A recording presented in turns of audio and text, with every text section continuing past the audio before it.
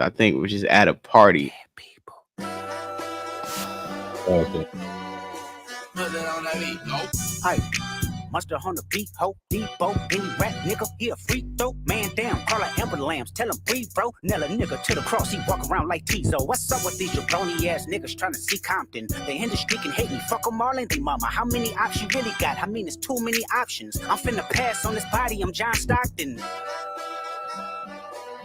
Beat your ass and hide the Bible if God watching. Sometimes you gotta pop out and show niggas. Certified boogeyman, I'm the one that up to score with him. Walk him down whole time, I know he got some hoe in him. Pull on him, extort shit, bully the flow on him. Say Drake, I hear you like I'm young. You better not ever go to cell block 1. To any bitch that talk to him and they in love, just make sure you hide your little sister from him. They tell me Chubb's the only one that get your hand-me-downs and party at the party playing with his nose now. And Baca got a weird case, why is he around? Certified lover boys, certified pedophiles. Wop, wop, wop, wop, wop, that fuck him up. Wop, wop, wop, wop, wop, I'ma do my stuff. Why you trolling like a bitch, ain't you tired? Trying to strike a chord and it's probably A minor.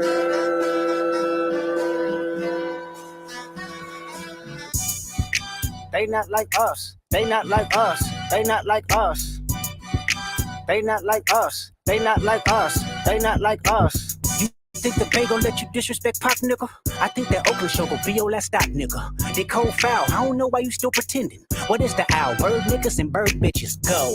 The audience not dumb, shape the stories how you want. Hey Drake, they're not slow. Rabbit hole is still deep, I can go further, I promise. Ain't there some B-rest that's for bitching? You Malibu most wanted, ain't no law boy, you ball boy, fresh Gatorade or something. Since 2009, I had this bitch jumping. You niggas will get a wedgie, be flipped over your boxes, or over your foe. The other vaginal option, pussy. Nigga better straighten they posture. Got favorites all up in content. Might write this with a doctor. Tell a pop star quit hiding. Fuck a caption, won't action. No accident. I'm hands on. He fuck around, get polished. Fucked on Wayne Grow like he was in jail. That's conniving. Then get his face tatted like a bitch apologizing. I'm glad D-Rose came home. Y'all didn't deserve him neither. From Alondra down to Central. Nigga better not speak on Serena. And your homeboy needs subpoena. That predator moving flocks. That name gotta be registered and placed on neighborhood watch. I lean on you niggas like another line of walk. Yeah, it's all eyes on me and I'ma send it up the pot. Ay, put the roll label on me. I'ma get them dropped. Ay, sweet chin music. And I won't pass the ox. Ay, how many stocks do I really have in stock? Ay, 1, 2, 3, 4, 5 plus 5. Ay, devil is a lie. Here's 69 God. Ay, freaky ass niggas need to stay their ass inside. Ay, roll their ass up like a fresh pack of Zod. Ay, city is back up. It's a must. We outside. Ay.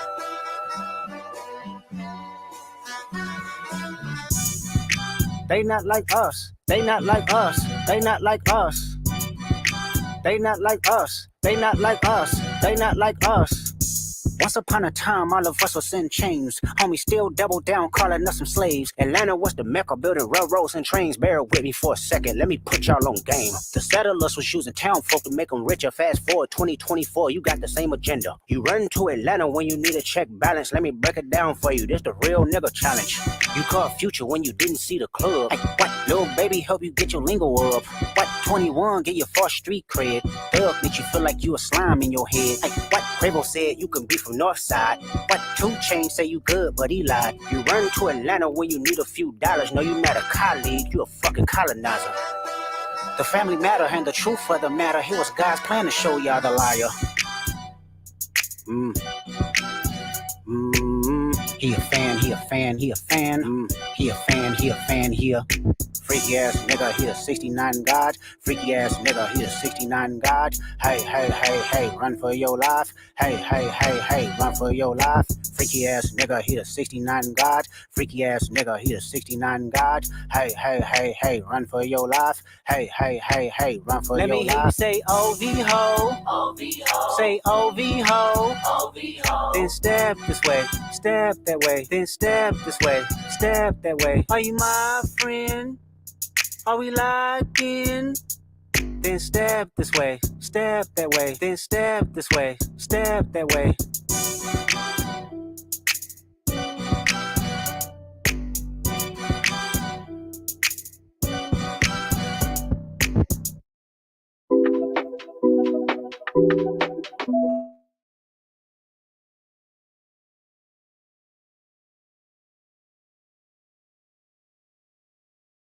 Not the R&B group, but the podcast. And we just got a few talks tonight. It's gonna be lit. Hope everybody has, get you some water, something to eat, you know what I'm saying, some fruit, something healthy.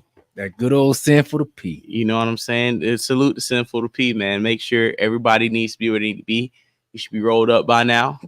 Mm-hmm. You know, got off work, got out of school, whatever, you know what I'm saying? Everybody should be getting settled into the house. Mm-hmm. And understanding, hey, it is confrontational outside. Niggas got smoke. It is beef. It is friction outside. Niggas can't say nothing. Niggas can't move funny. If you blink too many times, it's a diss record coming out on you. I don't know what black hole Cat Williams opened up on the Shannon Sharpe interview when he said 2024 is going to be the year. Things are going to be revealed and things are going to be exposed and people just going to start crashing out.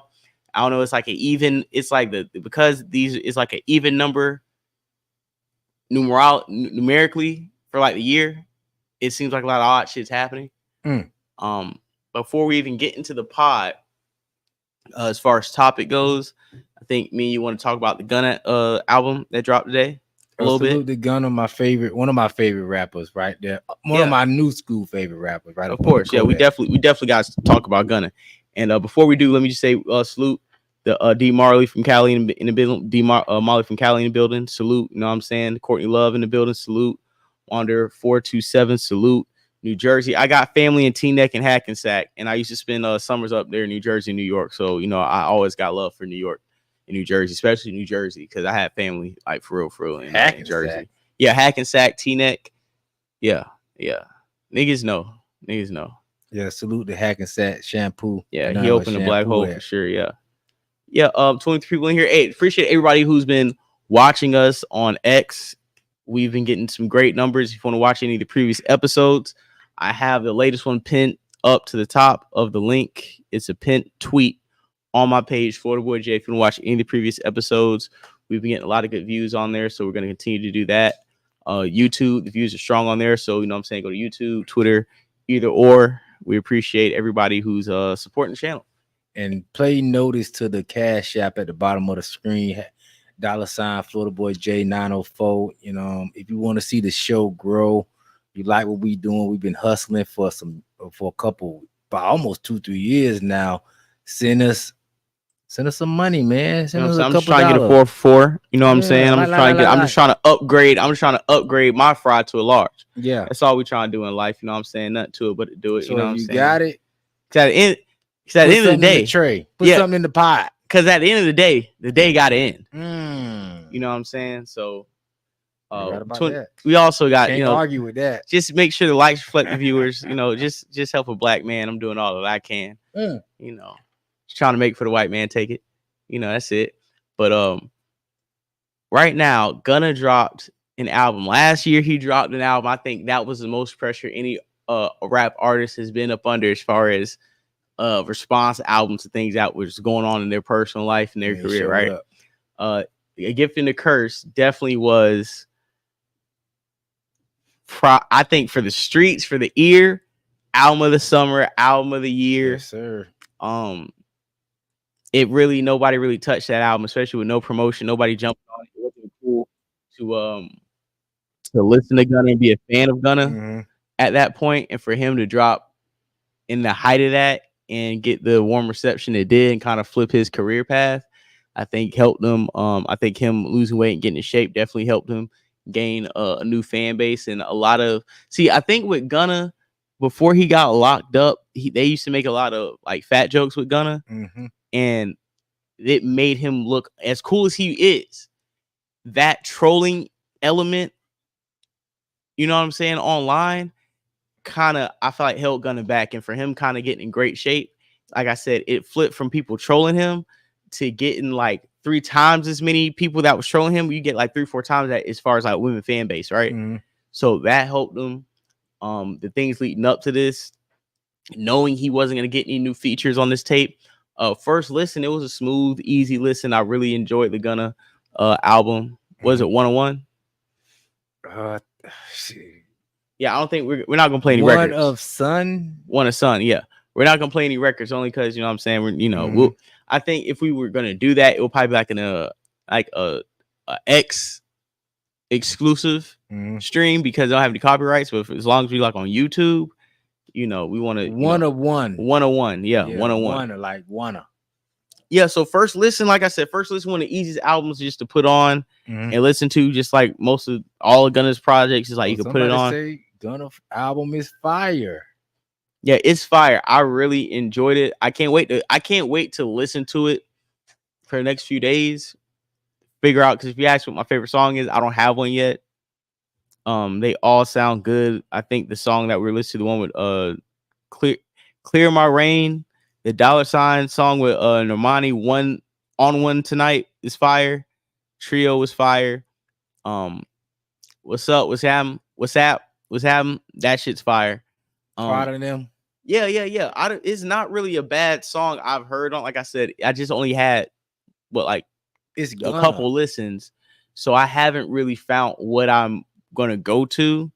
But I'm not gonna give you like, oh, is it trash? It's not trash at all. It's pretty good, and I'll probably have a better review next episode. But for right now, I'll tell people listen to it. I'll fuck with it.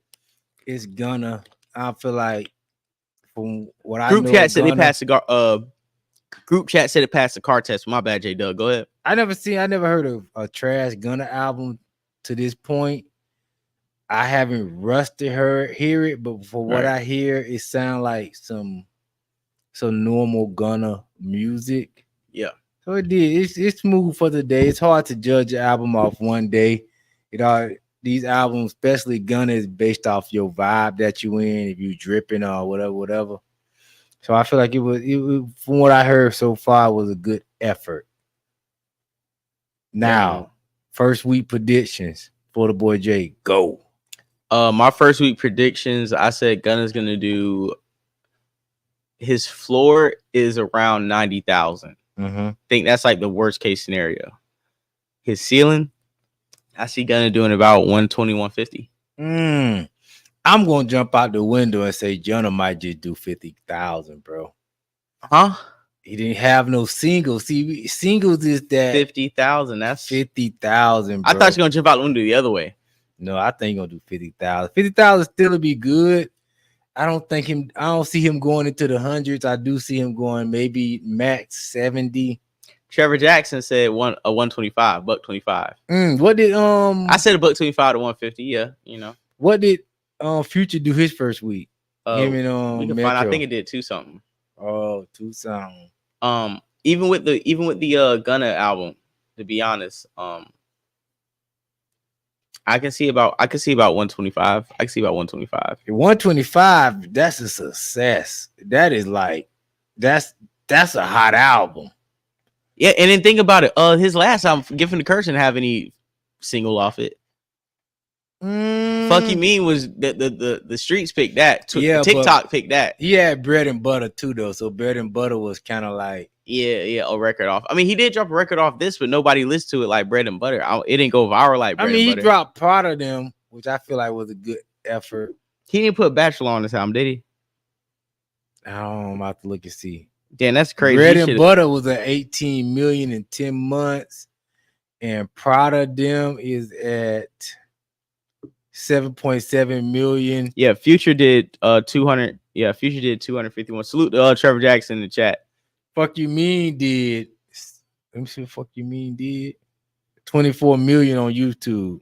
I gauge all my numbers off YouTube. Your album, let me see what his album doing right now.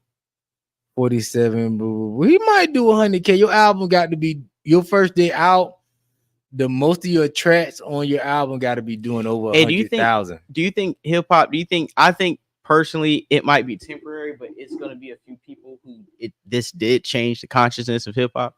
But do you think this rap beef, because what D Marley from Cali said, the battle has changed the landscape of rap. Do you think this rap battle and like the conscious, less popular rapper kind of winning over the rap label generated superstar? It was kind of like off some movie shit, but it's like the fact that the people finally won. It seemed like higher vibrational energy won over the masses, which is very rare in today's age. Do you think that it's been a shift in music to where people want to hear lyrics? You think this battle rap has probably introduced lyricism and that being always reigning superior in hip hop to like the kids, the impressionable ones, the ones that are like now going back to listen to Section 80, going back to listen to fucking like Take Care or So Far Gone, like the kids we were talking about earlier, where when Drake was at his peak, they were like kids. That was like we talk about Gucci or you know, Jeezy or Bootsy in that era. These kids were like in elementary, middle school, you know. I don't believe so, bro. I feel like the kids is more focused on like that ghetto stuff. You talk about really like the black community, they like Young and Ace, Fulio. I'm just talking about far as the local level. Right. Young and Ace, Fulio, Boss Man, D-Lo. I think I got another nigga out there called 500 Trigger. I don't know these young niggas no more. But no, I don't think it. I feel like it was a moment, but I don't feel like conscious rap is finna to resonate with the younger generation. They still on their Sexy Red and stuff like that. I feel like it's a moment. I feel like who gonna like Kendrick gonna like Kendrick, but no, these young people, I don't see them like going into no conscious like a massive like, okay, this is cool now. Yeah, I agree. It's not gonna be the numbers enough. Yeah, to notice. I agree. Like you can't undo years of programming in one weekend. But I think what you can do is kind of like when Kanye West and Kyrie Irving got canceled, but what they got canceled for, like it woke a lot of people up to what was going on. And when you see what's going on in the Middle East right now, and there's so much pro-Palestine, I think that was kind of Kanye and Kyrie laid the seed, not for anti that, but just open your eyes to who they are and what they control in real time. Like they sacrificed their reputation by taking the veil off of what was going on, right? And then I think, yeah, it didn't massively shift everybody's consciousness overnight, right? Because they got massively canceled. But what it did was, okay, so the next time this comes around, or the next time this happens, or the next time you see the same group of people that I pointed out do something, y'all gonna know who it is and y'all gonna remember what I told y'all. So I think when it comes to this is not going to shift hip hop, but what I do think it did was it opened up a lot of people's eyes and ears to back to where hip hop is and like why people hold lyricism so high. Like, yeah, you're like, people can make club hits all day, but what rap is rap. When niggas talk about Jadakiss, when niggas talk about Rakim, or niggas talk about Andre 3000, niggas talk about Mos Def, or just, you know what I'm saying, Black Thought. Even it ain't got to go that deep.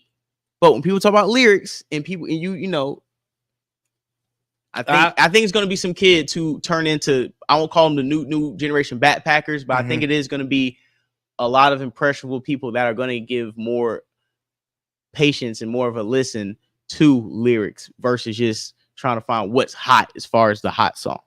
Think about it like this. Why didn't Cordae buzz last longer? Because he was like that young nigga that was bringing in like conscious rap. You know why? Why? Because he got with them YBN niggas first, and the YBN niggas was in the same boat as like the Lil Pumps and all them little TJ, like all the little niggas. He kind of separate. I feel like he separated himself from them. But when I agree, but when he did, I think nobody really, especially right now, and that's why I was trying to say about the future argument as far as influencing like the J. Cole argument or the Kendrick argument, because even though I said what I said, everybody who tries to be like the next one of them, and that's why you kind of brought up a Cordae, don't be getting on, because at the point, your generation wasn't programmed to accept those artists. J. Cole, while those type of niggas was the last of the boat where labels were looking at if you can actually rap.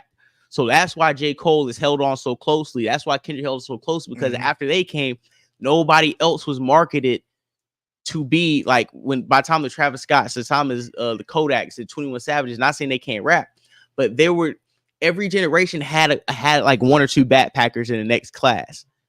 After like 2011, they stopped giving you backpackers, and there was a lot more mumble rap street niggas. You know what I'm saying? And to be honest with you, bro, NBA YoungBoy run the young niggas, bro. NBA YoungBoy never finna start rapping about nothing like positive or conscious, bro. NBA YoungBoy is the young niggas. So if NBA YoungBoy ain't moving in that direction, it's not going to go between in that him, direction. Cardi, Travis Scott, between a lot of the rappers I feel like Travis Scott and Cardi is like our vibe. Bro. No, That's but old nigga vibe. But listen, even though they came around, like they're kind of like the tweeners, them even being introduced without pushing the next Cole, right? Which was maybe like the Cordae, which was right. You know what I'm saying? Just like the lyrical rappers, right? It ain't happening. The public stopped being conditioned to that. That's what I'm saying. So when we bring up the rest or the people who can rap with bars, we're never going to put them on a higher level. Like the best thing you're going to see out of that, the closest thing you're going to come to lyricists getting like praise, it will be Griselda. That's like the last old nigga vibe. You talk about I'm talking about this generation. They don't have that period. And I agree. That's why I say a bigger indictment. That's why I said the closer we get, that is some old niggas like Griselda, because they're not gonna let no young niggas come in with bars rap like that. That's what niggas don't want to hear you. So when you ask me, did Kendrick and the Drake beef, just because Kendrick won the beef, do that switch us back to bars? No, that's not gonna switch us back to bars. That's just a moment. Hey, what Trevor Jackson said before we get into topics, Cordae is a bootleg Cole. I kind of feel like that. I think a lot of people did feel like that, like Cordae, like you're a bootleg Cole. And another thing about it, I think what this generation kind of realizes is this: we don't want to hear no young nigga talking about doing right. Like you are like 19, 20. Like you can't judge me or tell me to live in a higher path, and you haven't even lived yet. Of course, it's easy to say no to drugs when you walk around in the fucking third grade. You know what I'm saying? Say no to drugs at 25. But you know what I'm saying? Like say no. Tell them hoes go home at goddamn 23. Like, don't tell me you gonna tell the hoes go home at 17 when you get money. Get money and tell the hoes go home at 29. You're not gonna tell the hoes go home. I like the NBA young boy stop the violence, but I just feel like it's no rapper like, which is really sad, bro. It's no rapper kind of like giving that vibe that's not above the age 30, bro. It's none. And Wale, the reason why Wale is old school. No, but even as far as that Cole thing, I love Wale music. Wale dropped too many singles for the women, and he ain't drop enough lyricists rap. Like Wale took Billboard and women anthems, and he did that with success, right? Charting success, but at the expense of longevity. Because by the time you drop that Matrimony and stuff, and you drop the stuff with it's like niggas is turned off. I wasn't turned off because I know what Wale Fouls is. Yeah, like, I know his album cuts, and I feel like he's a good balance from that. But you talk about on people that's just like a casual listener. Yeah. Yes, they're gonna think that only thing you drop is female records, which I mean, but you can't. That's a record label problem, bro. I don't think that's a Wale problem. Wale projects everything up to. Oh, what's the album he dropped where he had the world in his hand? I forgot, but I think it was like a pink cover, wasn't it? Yes. Yeah. But Gifted and I remember Travis Scott was on that album. Yeah, that song was fire. Yeah, Wale. But that song was old as fuck. So I heard that song 2 years before it came out. It wasn't the master. It wasn't the final version that made the album because the final version. I mean the version I heard 2 years before that album came out. It sounded more like a Travis Scott song. I tell Travis Scott like gay that. And he had My Love on there, which was like Afro beats. It was cool. Yeah, that was a hard record. All right, so get into the topics. We get to the topic real quick. I want to say go ahead, Wale album. I almost got it. Give me a second. No, it was called right here. I got it. I think it was called Shine. Yeah, called Shine. Yeah, Shine. I remember that shit. Yeah, that was a hard album. Then the album About Nothing and the Gifted. I don't like how the game did Wale because he really he was really a good album. I feel like Wale did to himself, especially going to places like Complex and a lot of these media platforms and blacking out on them. Yeah, you can't help that. Yeah, you can. You can not do that. You could not do that, but you got to fight against. You could have went up. You can't trying to swim to the shore. You got to fight against the tide. I feel like Wale kind of has don't forget what the game was at that time. I just think it was draked out. I think Wale is moody. Out. I think Wale is moody, and I think if Wale just played certain things differently, then he wouldn't be in the situation he's in. If Wale was a female, he wouldn't be in the situation that he in. But he took those Twitter arguments. I'm dark skinned. That's why I'm not successful. Yeah, he was on Twitter. Yeah, he was reading. Wale type nigga to me. He read his comments too much. If he would have just been an artist, like, and just been like cool on fashion and like showing niggas a drip, Wale was always cool until he started tweeting. Him and Meek Mill, a lot of artists lost their careers online on Twitter. I agree with that. Like even with the Freddie Gibbs news. You heard about Freddie Gibbs? No. We might have to get into that. We might have to do an emergency spin by topic 3.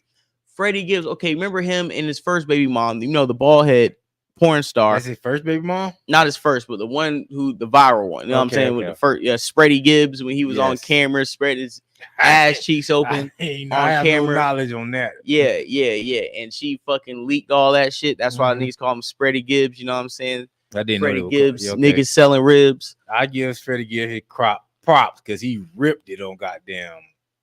What that one you Ty Dolla $ign? Yo, how about the girl? She started album? Listen, the girl she went off. She talking about that nigga ain't get paid for that verse. Okay.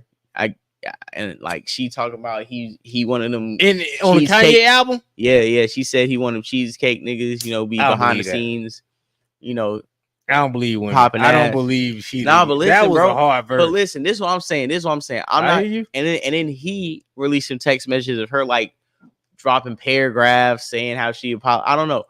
It's sketchy, but what I'm saying is with Freddie Gibbs and your reputation precedes you, right? If the first time something happens, we're like, hey man, that's out of your character. We can't really buy that. That's cool, right? If you keep having the same things go on multiple times, then I'm going to have a thought pattern of, okay, maybe this is who you are. Because this second lady came out, said Freddie Gibbs got her pregnant. The second time, Chip been calling him broke, talking about he done sold his chains, just talking to him crazy. And being broke. You gotta go broke to come back up. But salute to Freddie Gibbs. I don't think he didn't get paid. That Kanye West verse that he gave Kanye was on some next level shit. And I'm not no Freddie Gibbs casual listener. I'm just like, I heard him for the first time rap on that, and I gotta salute Freddie Gibbs because that was raw. Yeah, so we're gonna go ahead and slide it to Shannon Sharpe beefing with SHAQ. Crazy, because who would have thought? But at the same time, hey, Shannon Sharpe should have probably felt the energy of, hey, I'm causing all this drama and T spilling on my show. Of course, it's gonna be balanced. Somebody gonna take a shot at me. And I think niggas like SHAQ. I think honestly, not saying SHAQ was right or wrong, but I think it's a lot. SHAQ had a lot coming at him this week. Yeah, he did. And with the 21-year-old, but she wasn't even 21. Somebody said she was older. Like somebody who knew her was like she wasn't 21 that pick. Like I knew her. That nigga be lying so much. But even with the his wife, right, coming at him, talk about she was never in love with him. I feel like SHAQ. I'm gonna give SHAQ a pass this week because me too.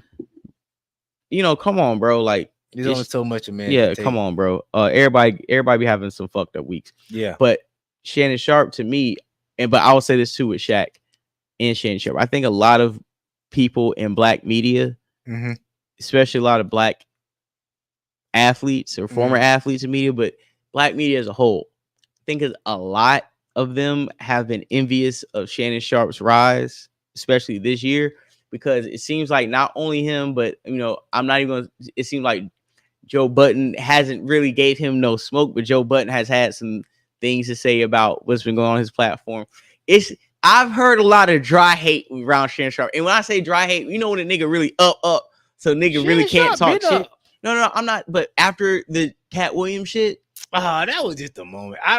But that's when the hate started. That's when, because like nobody ever gave a fuck. Nobody ever talked about Shannon Sharpe as far as like other media platforms really spoke about what Shannon Sharpe was doing on his show. They spoke to him about First Take or Undisputed.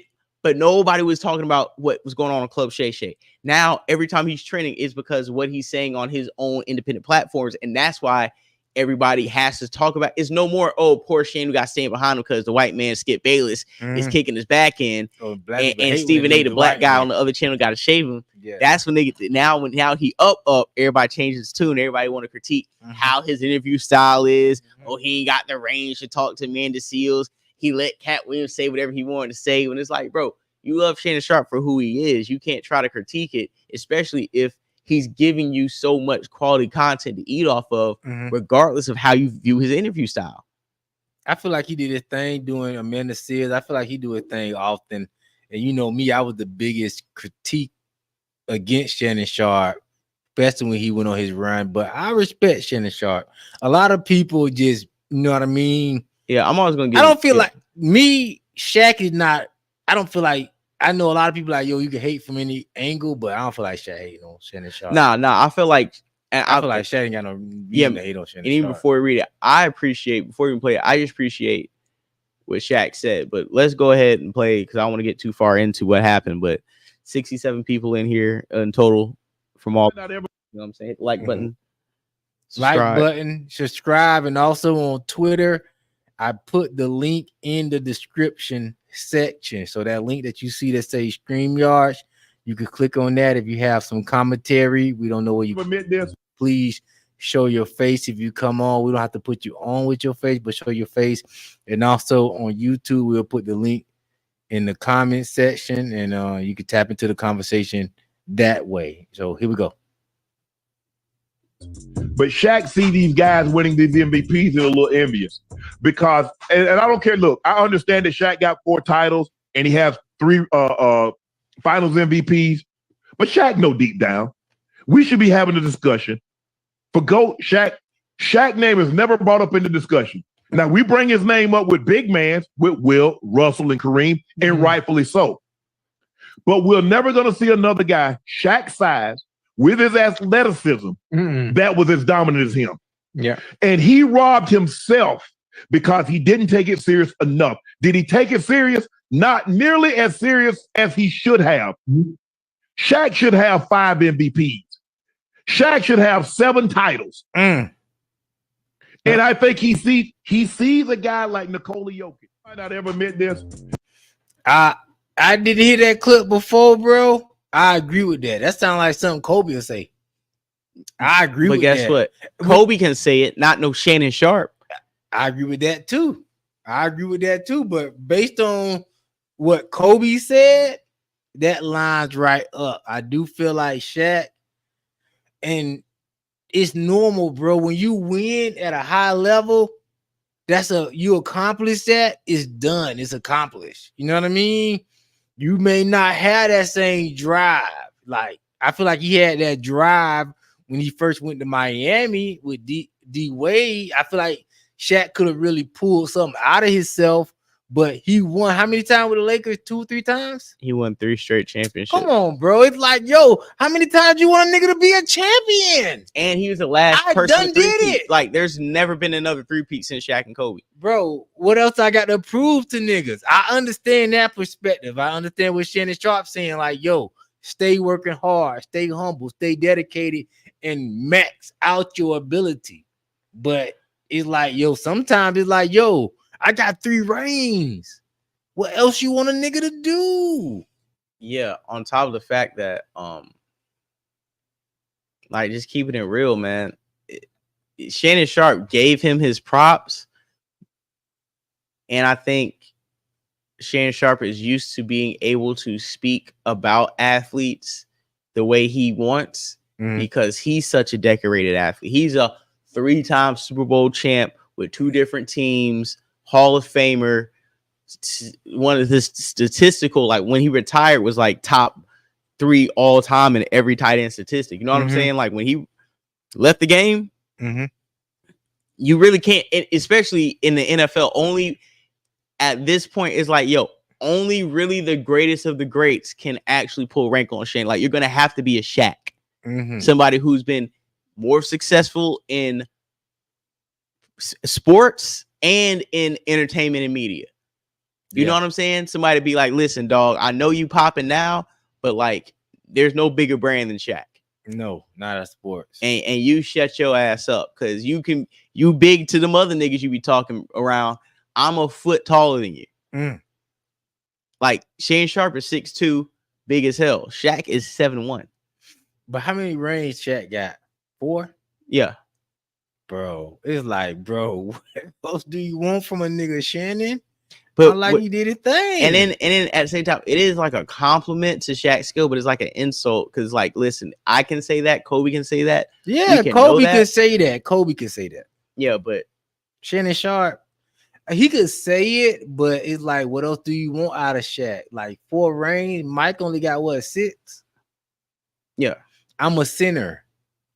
I did what I can do. And Shaq went to like A couple different teams. I want to say like 6 finals. Bro. Okay, so yeah, and he was just saying that the Joker, Nikola Jokic, shouldn't have won an MVP for the third straight year because he should have won a shot. And I feel him.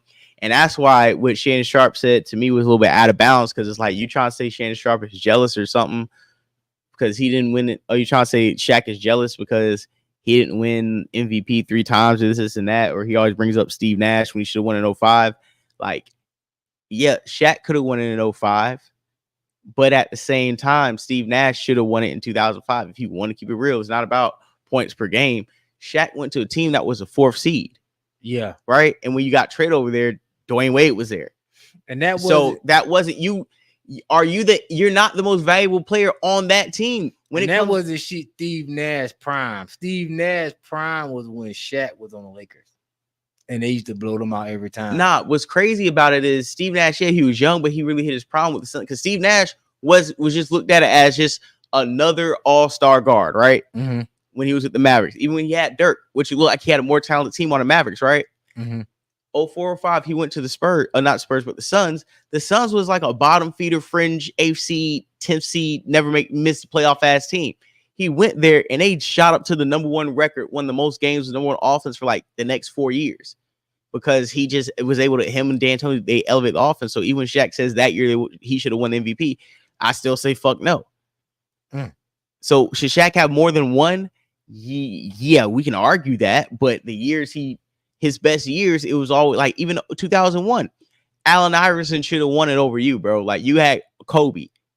AI had fucking nobody. Exactly. I mean, he had the defense player of the year and a 6-man of the year and the coach of the year, but these ain't no fucking Kobe Bryant. It's a whole bunch of niggas overachieving. They're not them niggas for real. So let's get to Shaq's response.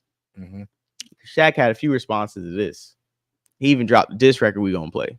Oh Lord, I haven't heard this. Yeah, we gonna listen to the Shaq. Crazy. We got a Shaq diss record.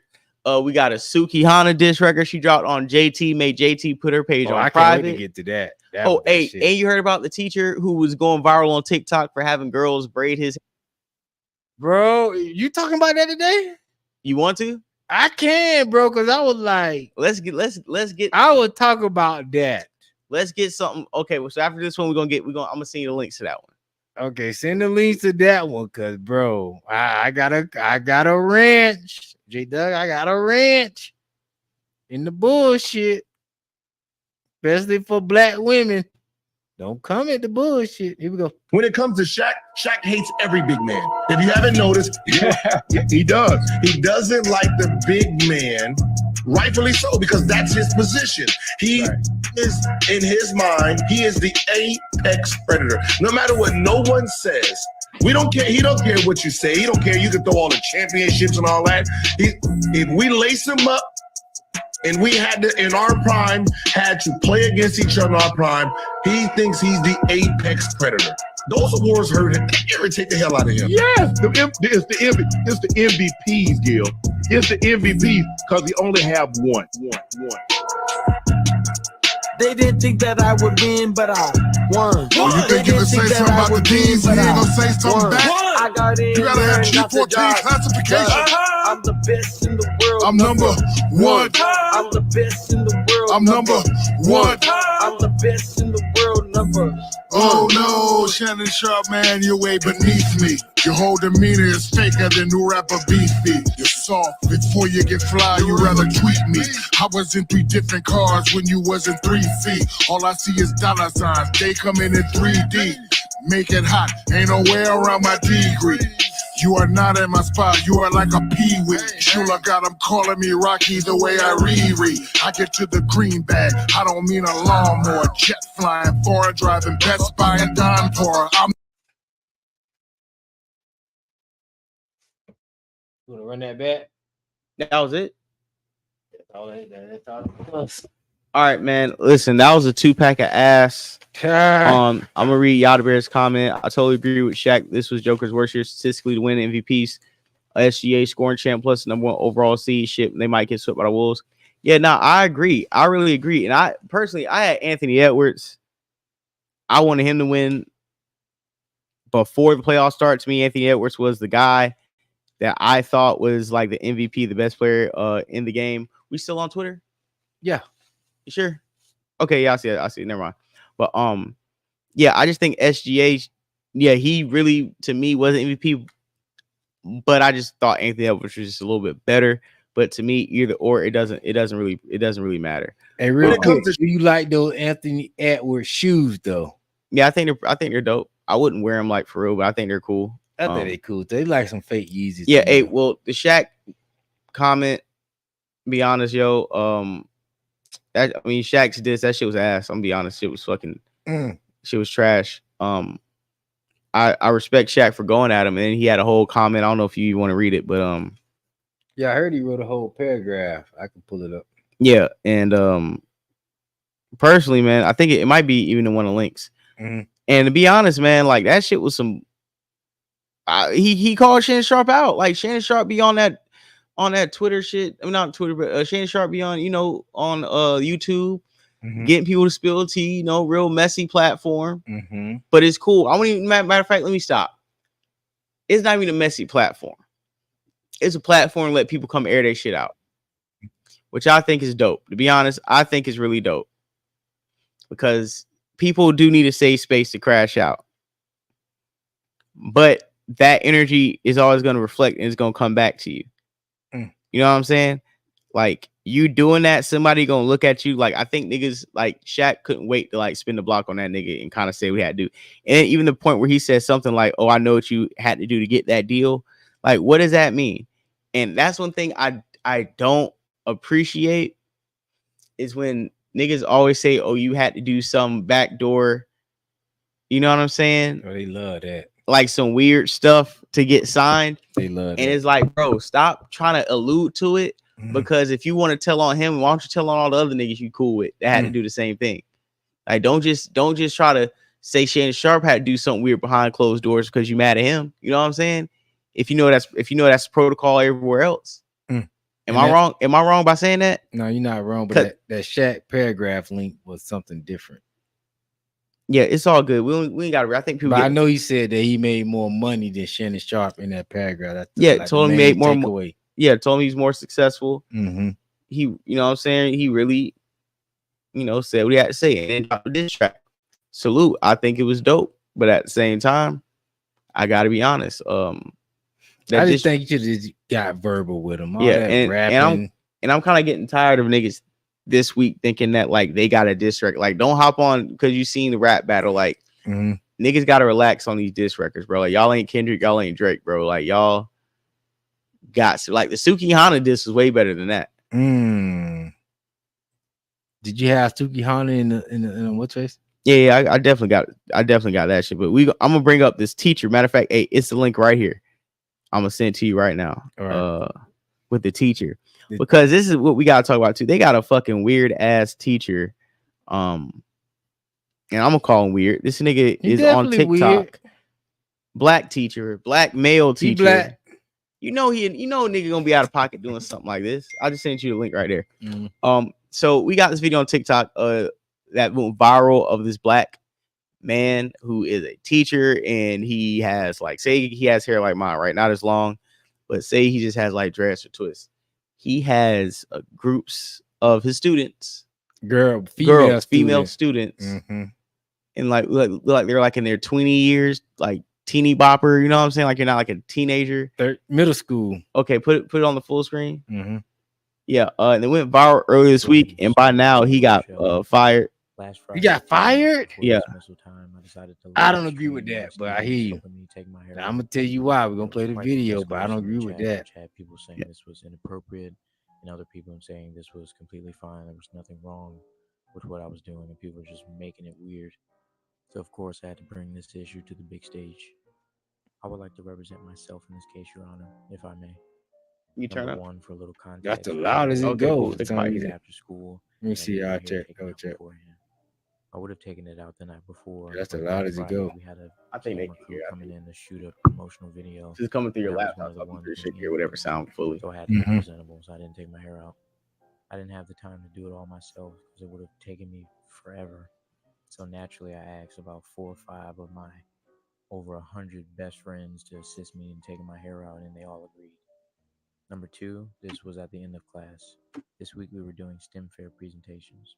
Since it was Friday and all of my students did an excellent job on their STEM fair projects and presentations, I told them if we get one solid presentation in this class, I'll end class a little early and they can have fun and play basketball, darts, or be on their phones or whatever.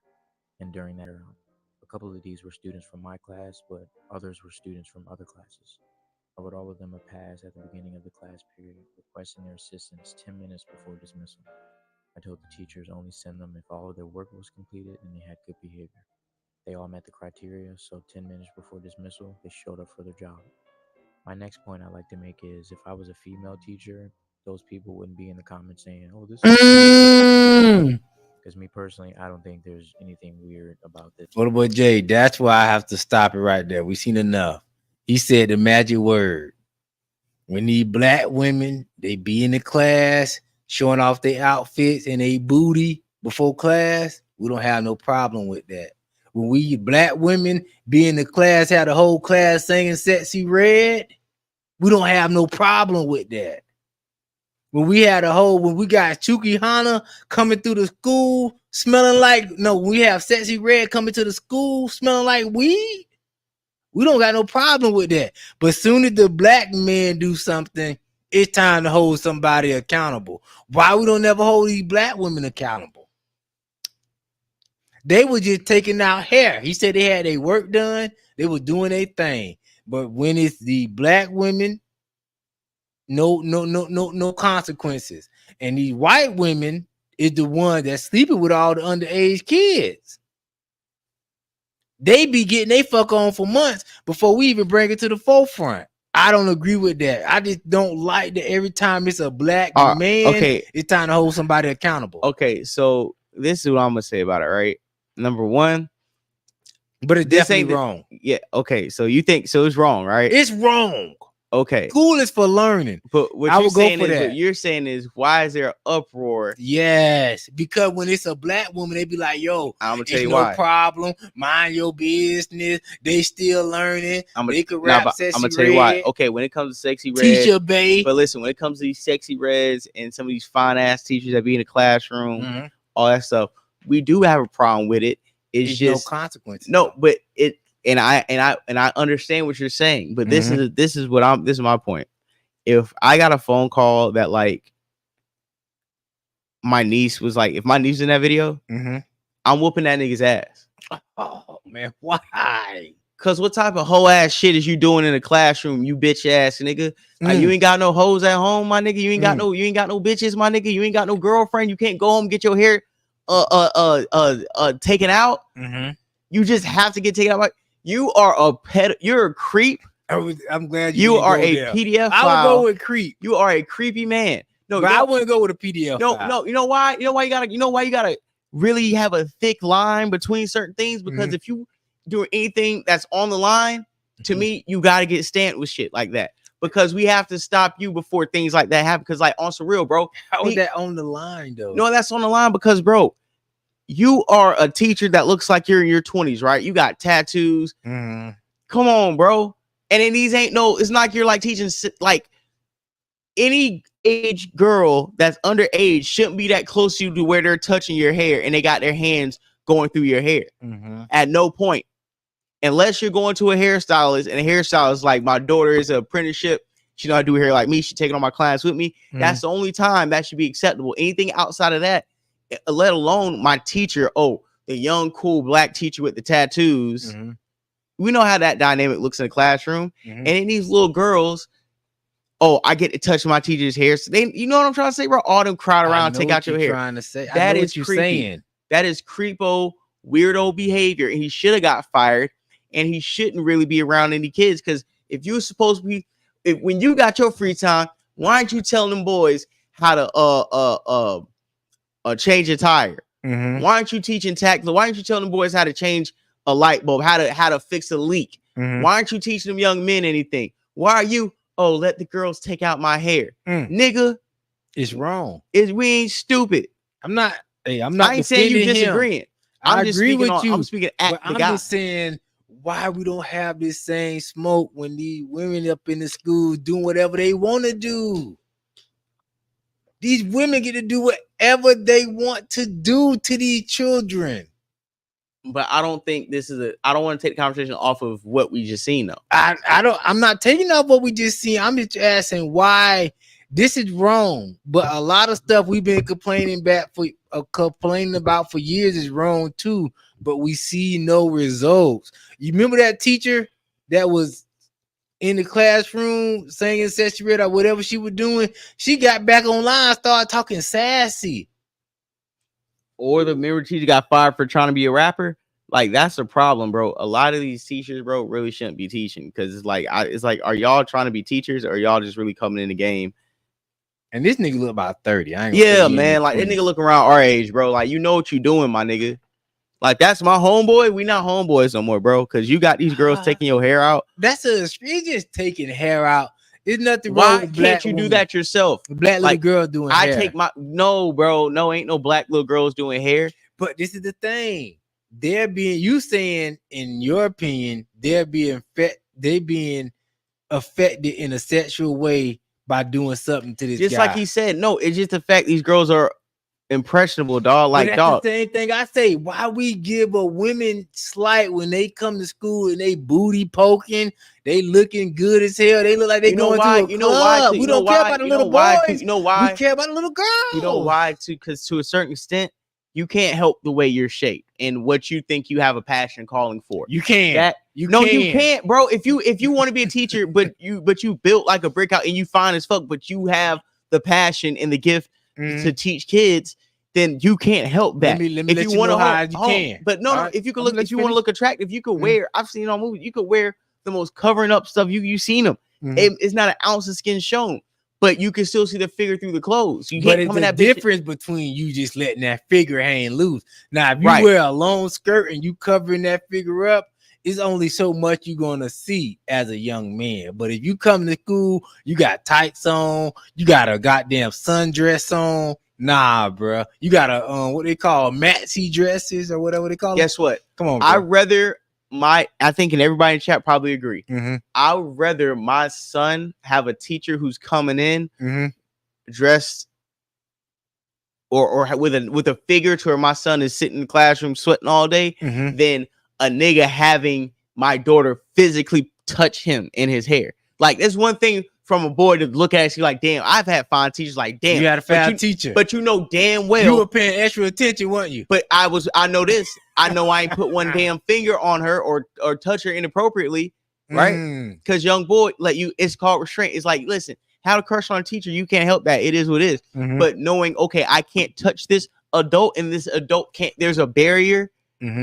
Teachers knew when kids had crushes on them and it was innocent because there was a barrier. But when you have your male teacher being physically touched in any capacity by these young girls, there's a red alert. Like, if my son was giving his fine ass teacher shoulder massages or foot massages or hand massages, that's crossed the line. And I say this guy crossed the line too. Yeah, I would agree he crossed the line. It's not professional. Yada Bear say that could be looked at as he is grooming those little girls. It definitely could. It definitely could. We just got a microscope on the men. I just don't like we need more male teachers.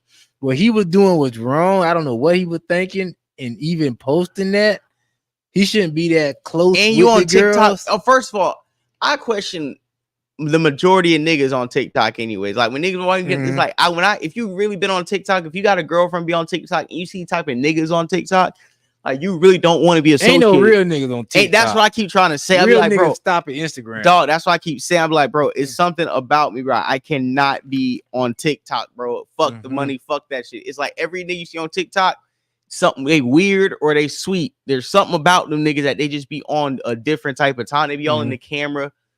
They on weird shit. Yeah. Salute the De Niro Beats and building pocket full of De Niro Beats, man. And I agree with Fuller Boy J. It's weird, but I just want to.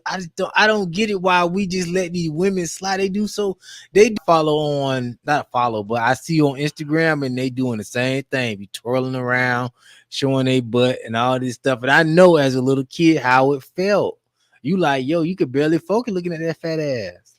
And it's like this, yo. I just feel like, what's up, DD Jazz in the building?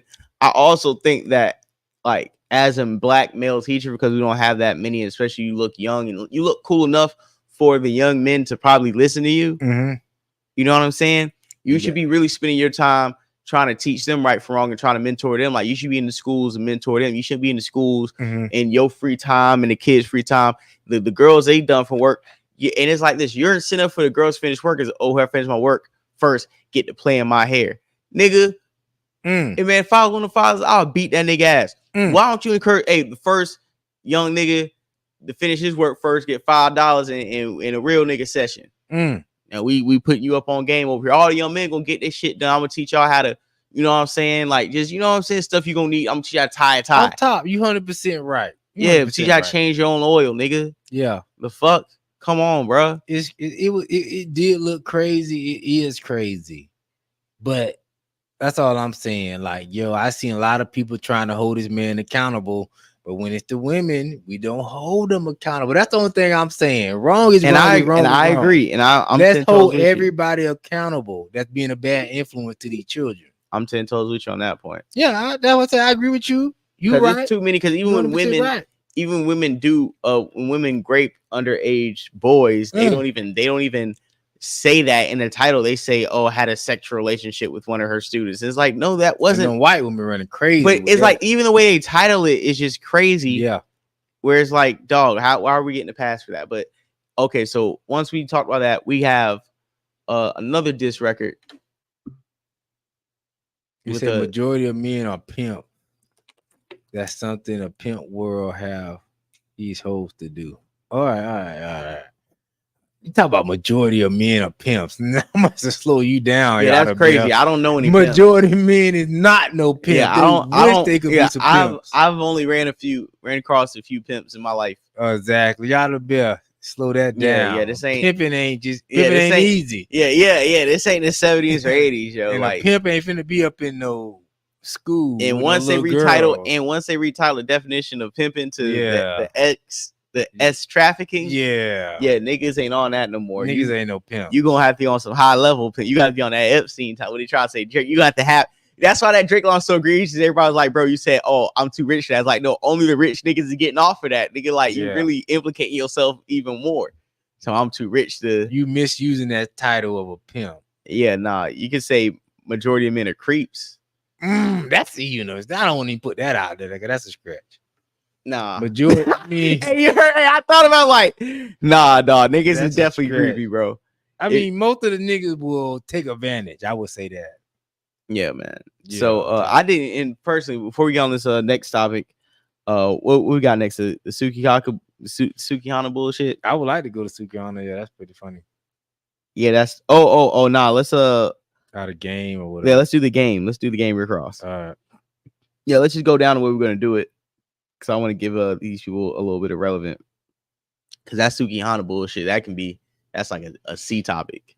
You know her. I don't know why that should have been an A topic, but I did see a lot of people wasn't talking about it. Yeah, the track was, she dropped some bars on there. But okay, so we know about the Drake and Kendrick beef, and the game. Somebody who always complains about how Dr. Dre didn't bring him up on there to do the Super Bowl halftime show, or these people don't fuck with him, is because he's the type of person who would do a Ye feature and then talk about fucking Kim on the next song a month later. You know what I'm saying? He the type that turned on G Unit. You know what I'm saying? The Game is the most disloyal rapper I've ever seen in hip hop history. The Game was, not only is he from America, this nigga is literally a blood affiliated from Compton trying to side with Drake. And then now you're trying to go at Rick Ross, and you and Rick Ross got records. For the life of me, it's like the Game is one of the biggest clout chasers I've ever seen in my life. Off top. And he would be much more respected as an MC if he didn't have internet or Wi-Fi. If he just dropped music, niggas would put him up there with like Jadakiss and, the real lyricists of the Game. He would get his flowers as like a real, because he can rap. He's dope. But definitely dope. His internet antics, he's like Meek Mill in a way. Him is much fun. He makes fun of Meek Mill. Like, you and Meek Mill both ruin your lives on the internet. Yeah, I feel like Game kind of just fall on that sword, and he don't really have a strategic plan. No, he never does. Tell me one time Games ever did something where you say, "Oh, I see where you were going with that." And his timing is bad as hell. Like, Terrible. yo, you should have been beefing. You should have dropped this. When did Rick Ross drop that diss record? Right after fucking push-ups, like the same day. Like 2 weeks ago. No, push-up leak. Not right after the push-up record. Push-up record came later. But when he should have dropped that push-ups came out ago. like push-ups came out like on like a Saturday around like 1 saves around like 12 p.m. 12 p.m. 1 p.m. right? Yeah. That Ross record dropped by like 5-6 p.m. Yes. And if the game was gonna do something, Game should have dropped that shit the next day at least. But then, and you would have gave Drake an out. Now everybody trying to diss is getting too dirty. But it's like you gonna diss after your nigga get shot up. You gonna try to spin the block. That shit was, I mean, like, come on, bro. You ain't want no smoke. No, he didn't. He ain't want no. You know why he want to smoke? He ain't want to get put in the Kendrick line. He really running from Kendrick. Let's play this record. Let's speed it up a little bit because he might try to get some money off this. He got to pay them lawsuits. Yeah, you girl. So might be back to ass shaking. We'll push it up to 150. Yeah, man. Come on, bro. Here we go. This nigga's embarrassing us.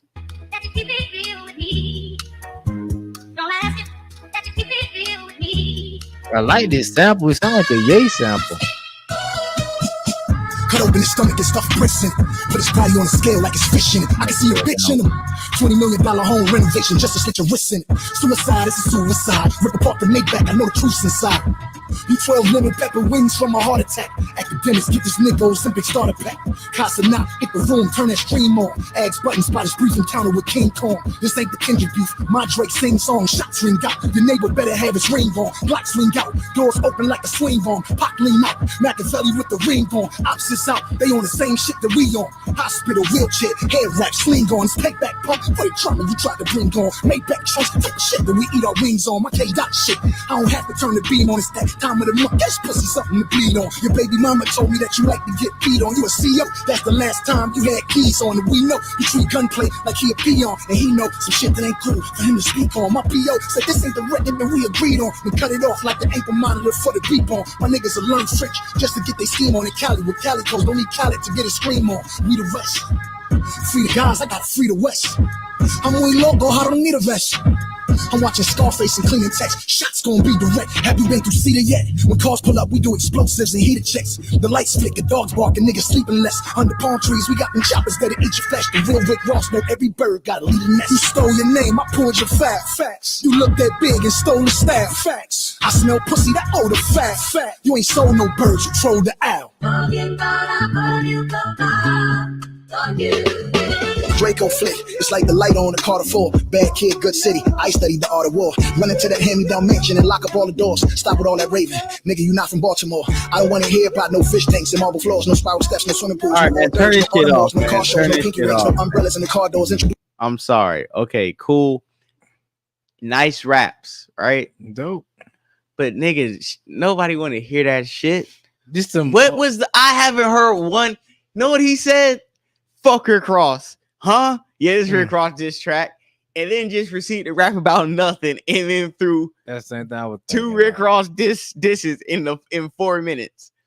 Like this was a ploy. You didn't even tell us what your problem was. Most of the Rick Ross, I know you cut it short, but most of the Rick Ross's disses, from what I heard, came at the end. All right, we can move it up if you want to, but if you want to hear more, we got no. Yeah, we can be fair and objective. We got less than 2 minutes left. All right, yeah, we'll hear what he got to say. Yeah. It was most of the same old stuff, like you say. You a police, you this, you that. We're here. Lose me and my connect to that Colombian you chopped that raw for. It wasn't fabricated. Elijah Taylor getting saturated. What happened to the birds in the Maserati? They just evaporated. Boss. That shit be too exaggerated. Fucking with a Compton nigga, get your head decapitated. Leonardo DiCaprio, all that cap like you activated. I just bought 100 for yacht and it was captivating.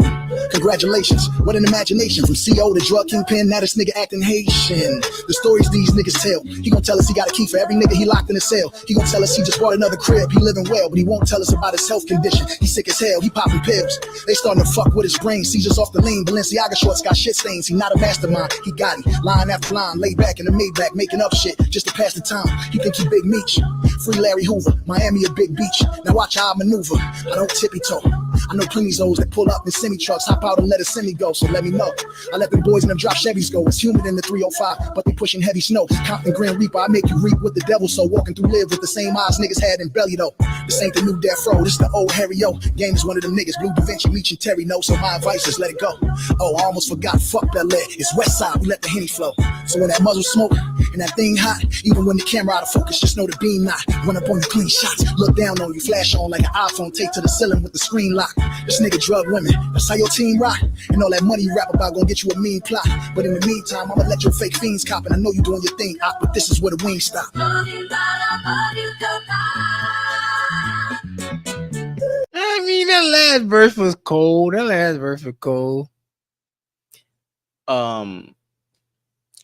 It was cool, man, but man, shut the fuck up, man. God damn it, nigga. Nobody wants to hear no new Game album. Nobody wants to hear no 300 bars.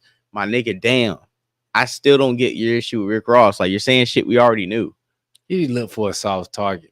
But Rick Ross ain't a soft target. Rick Ross can get this nigga out of here just by the beat alone. Like, Rick Ross ain't even got to say nothing crazy to this nigga Game. Rick Ross just got to drop another song and call this nigga a Chippendale stripper. And now, like, you know what I'm trying to say? Like, bro, you can't out-internet Rick Ross. Rick Ross didn't even finna reply to this. Nah, hell no. Hell no. Rick Ross already up, bro. Like, Drake got out the paint. Yeah. For now. So everybody's celebrating, bro. Everybody's hitting the two steps. They not like us right now. I feel like Game is like a couple days.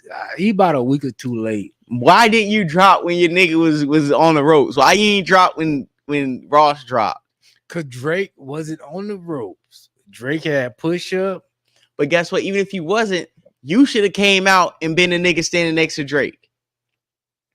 Don't wait till after the fight called to start throwing punches. Yeah, no doubt. Don't wait till I'm knocked out to jump in the fight.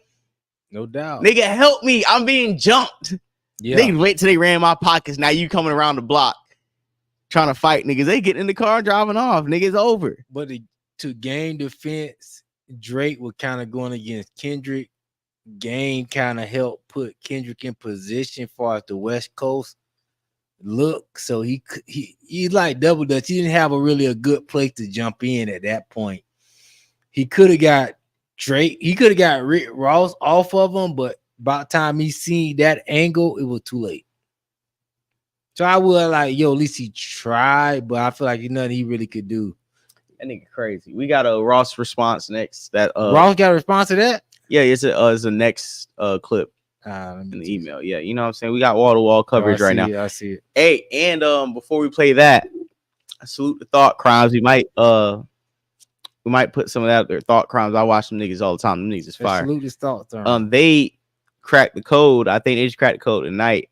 They said that if you've been seeing LeBron dancing around the Kendrick records and stuff, they say that song "Stories About My Brother" is a diss to LeBron James on Drake's Scary Hours 3. Yeah, so the streets trying to say that LeBron James ain't standing next to Drake because Drake dissed him on the last hour. And then when my dog Party threw up the lyrics on X, they kind of match with LeBron shit, like what's going on with LeBron. So it's kind of crazy. So let's put this on the big screen. We got Rose talking to the Game. Street Geeks of America say Game really wanted to beef with Kendrick and he never put Dot in position. Yeah, like the Game ain't have enough clout to put nobody in position. Like he just got on the train to co-sign him so he wouldn't be left out. He wanted to stand on stage next to Snoop and Dre to be like, oh, I'm the West Coast gatekeeper with these niggas. And they allowed him to because it's easier to let you cosplay with us than to exclude you. And now you're trying to bomb on Kendrick because you feel like, you know what I'm saying? But I'm just talking about his history. I heard that he said he took Nip and Kendrick on tour with him.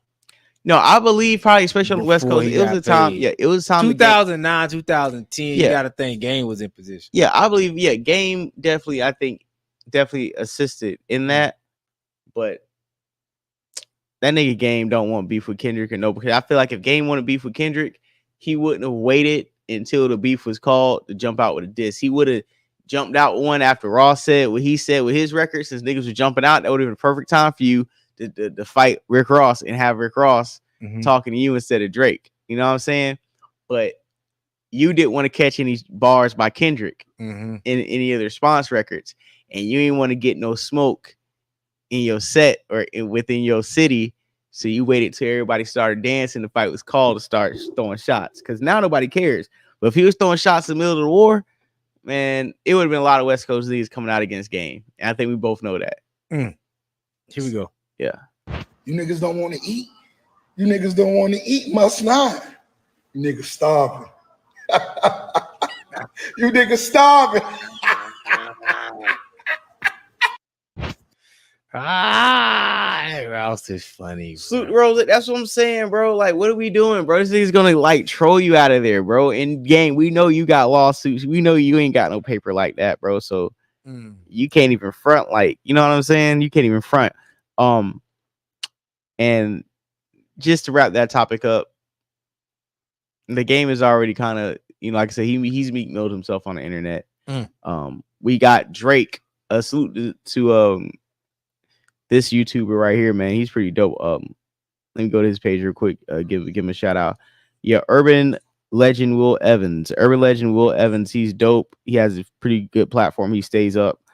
He uncovered that Drake has been selling all of his homes in the United States and has flew his baby mom and kid out to France.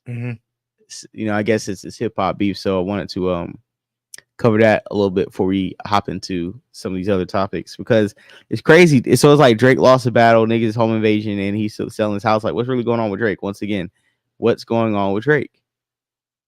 Is Drake just leaving the US completely? Was that like the bet? Like, hey, if you lose, you can't come back to America? No.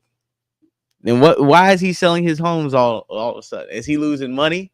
Does he need to you know, liquidate some things and get some cash flow? Like, why would you be selling all your houses around the same time and moving your family overseas? US niggas. Nah, nigga, you took that L, nigga. You ain't good in the hood no more. You sold your LA home and shit. Man, what's going on, man? I was trying to figure it out. We got 3 minutes on this one. Yeah. Something like. We got him. Let's go. This is Urban Legend. Yep. All right, what do you got to say? Here we go. 11s, you know what it is, bro? Let's talk about it. Reports are going around that Drake has sold every single home that he owns in the United States and is selling his last one in LA, and he has no plans of coming back to the States, according to reports. It's also being reported that he's put his baby mother and Adonis on a plane out of the country and sent them back to France, man. I'm going to show you guys what's going on. A LA realtor has reported this news. He's selling Drake's last home in LA. And he says that Drake told him he has no plans of coming back to the States. Check it out. Drake is leaving the U.S. for good and selling the last property he owns here, which is right down this long driveway behind me in Los Angeles. It's the most expensive home on the market right now in the prestigious 90210 area code at $88 million.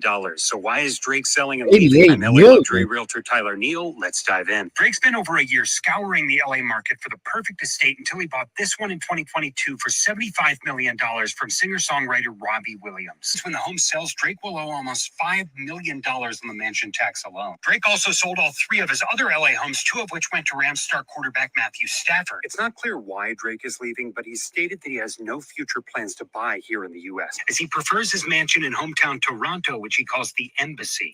So there you guys have it, man. This is what the report from the New York Post says. It says Drake is leaving America after listing his $88 million California home. $88 million. It says the singer may be leaving the United States for good after listing his Beverly Hills estate for $88 million, the last of his properties in the country. So he doesn't have any more properties to sell in the country. They're saying that, you know, this is the last house he has to sell. After this, it's over with. They said that he doesn't have any plans of buying any other properties in the U.S. anytime soon. And he said that his comfort zone is his hometown of Toronto, Canada. And it said that the New York Post reached out to Drake's reps for a comment on the situation. Now, I think it's interesting that Drake sold all these homes after just buying them so recently. Like, you just bought these homes in 2022 and you hurry up and sell them in 2023 and 24. I just don't understand that, bro. That seems a little weird to me. But, I mean, they're his homes to sell. there's another part of this story. Now, there's a video of his baby mother going through the airport, which I'm gonna show you guys right here. And you know, they're saying that he put her on a plane to France. That's being reported too. So obviously, there's a lot going on with Drake right now. He's facing a lot of allegations in the States. His public image has been damaged severely by Kendrick Lamar and this whole industry beef thing. So there you guys have it, man. Obviously, Drake's public image has been tarnished in the United States. A lot of people are not in agreement with what's going on or what's being alleged against Drake. And Kendrick Lamar has done a lot of damage, apparently, and it's making Drake not want to even be in the States no more. He just wants to be in the embassy, which is what he calls his home. You know, we've seen these reports going around about all the allegations that Drake got going on. I think that's a smart move for him. Honestly, if any of these allegations are even remotely true, it's probably a smart move to lay low, go back to Canada, you know what I mean? And just where at least, you know, in Canada, you got some pull and you got some, you know, love, hopefully. You know, and I think it would be smart for him to lay low and stay out the way, bro, because right now it don't look good. Everything that comes out lately has been all bad news. And, you know, it don't look good. So we'll see how this plays out. If I get any updates on this story, you guys, you know, I'm gonna bring it to you, but that's what we got right now. That's all I got for you guys on that topic. I'll see you guys next time. Yeah, man. So my point, even seeing that, yeah, basically, salute the Mo facts. Basically, Drake, hey, no fly zone in the States, man. I told y'all, man, if it was Jay Prince, some Leor Cohen, somebody high up put the green light on Drake and say, hey, y'all can do whatever y'all want to do. Hey, I'm not gonna hold y'all back from getting them out of here anymore. If this is what y'all want to do, pack them up. And I think with the recent events and everything, he knows that he's really not safe outside of any environment he can control at this point, because think about it, he's not from anywhere in America. So when you come to America, city to city, state to state, you got it. Drake probably definitely, I know he has like top flight security and everything, right? But even when you do, I think a nigga like Drake still got to check in places because he wants to be in certain environments. You know what I'm saying? When they say, oh, how come like you don't extort or make these like white artists check-ins? Like, because they be in their hotel rooms waiting on a show. You niggas want to be outside and go on to finger licking and go to the hood and post up and you know what I'm saying? Roscoe's chicken and yeah, waffle. yeah, and show niggas you real. So yeah, they're gonna charge you. Drake is like one of them niggas, you know what I'm saying? He want to come to the bad side of town and post up for the aesthetic, so niggas charge him premium. And I think because of that, a lot of people probably told him in the last few months, hey, your money's no good here. Like you can't pay us to keep you safe around certain places no more. And there's other people in the States who usurp your money, like respect factors or like our safeties and shit. You know what I'm saying? Like it's real high up politics going on that's keeping Drake unsafe right now in the States. And I think that's why he's been selling his home. To be honest with you, right? You know, 80, what did he say, 88 million or something like that? That's crazy. Or is there some, I don't even know how. Is there some things coming up where he may be pulling a Russell Simmons? Where he may be removing himself from any type of investigations that can arise in the later dates. No, anything could be possible, but I don't think so. I don't feel like they got no case on Drake. I feel like that's the go-to thing right now. You know, you mess with someone, right. Come on, I'm tired of that. To be honest. Nah, I feel you. And I kind of agree with you too, to a point where that's when he's gonna roam. But until something like comes out, you can't put that aspersion on him. But at the same time, he did it to himself by getting into situations. You know what I'm saying? He was rap battling, but now they want to, oh, you this. I just don't like it. I feel like that's just like a scapegoat. Salute to Kendrick for doing his thing, but I feel like that was just like an easy thing for your boy. Yeah, and then I want to skip the Sukihana thing real quick, go to talk under that, and it was just Whack 100 because it's about extortion and stuff like that. Whack 100 was talking about how Drake was looking real nervous at the 100 video. I don't know if y'all seen it. We know the one the game brought him. Yeah, he was kind of rapping about being like in Kendrick's hood and shit. Mm-hmm. It's kind of crazy, dog. So we're gonna play that video also and kind of put a scope on that and dig into the situation. Because you talking about he came over there because we told him to come over here. He got it from me. Whack was there. Whack's video. He's talking about Drake. Us over there, I'm acting like he just drove up and violated Kendrick or some shit like that. Thank you, Whack. That's all I'm saying. Top Dog wanted to come over there and make blood fade up. We'd have faded up. We'd have stomped Drake out about it. Don't get it up. Gang culture out here, real. We is not going against Kendrick for no Drake. We'd have blood up. Nigga, if Kendrick would have pulled up and told Blood get in the middle of the street, Blood would have to get in the middle of the street. So stop all this whole woofing that y'all doing, bro. Y'all, my video is my video. Literally. Like, what the f talking about? They ran from the video. We had to go get them. We started moving locations. He started seeing homies come out with sticks to go clear the next block. He jumped in his Escalade and ran. We had to go send to chase him down and bring him back. So what are y'all talking about? This super tough ass y'all talking about with Drake. I'm Drake is not tough. That's the part why I said funny. I was trying to tell you, Brock. Not tough. That's why I said like, we can't do that. That's why I said Whack told us a story about this nigga. Basically, what Whack was saying, you pretty much heard it, J-Dub, right? Mm-hmm. What Whack was saying, it's kind of like the Plies story in a way where, you know what I'm saying, you in Cali, some gang members come around, some hood niggas get around, you know what I'm saying, pull up on the set. Drake getting nervous, trying to ride out with us, trying to irk off with the security because too many niggas is pulling up. And basically Whack was saying, like, nigga, this is still West Side. Like, if Punch or somebody from TDE want to pull up and square up and make Drake catch the fade, like Drake would have had to catch the fade if motherfucking Kendrick would have pulled up and wanted, you know, Drake to get in the street. Drake would have to get in the street. Drake versus Pyru. 1-on-1 with Kendrick. I got Drake, bro. Drake. I don't. You seriously? I don't. Nah, I think Kendrick will win. Drake is like 6'2", bro. Bro, it's a lot of tall ass soft niggas, bro. Most niggas on death row under 5'9".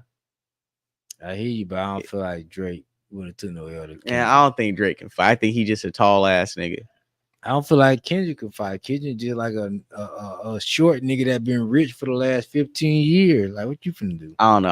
I'll put my money on Kendrick if they fought. But yeah, just for the simple fact that was just kind of crazy. That was a crazy story. Now we can go to the Suki Hana diss record.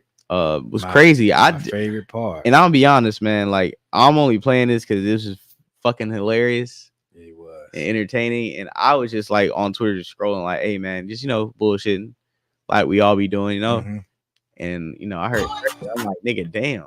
Yeah, she did her thing. Salute to Suki Hana. Cocaine. I'm like, shit, yo, the fuck. There we go. Yeah. So this is a diss to Jake. You a pretty black long titty bitch, you got scabies. So that eczema you hide, none of that cold, I know you hate it. You been hating on Carisha since a baby. You got booked 3 years, you was still not amazing. I ain't arguing no hoe this fucking punks, ho, you crazy?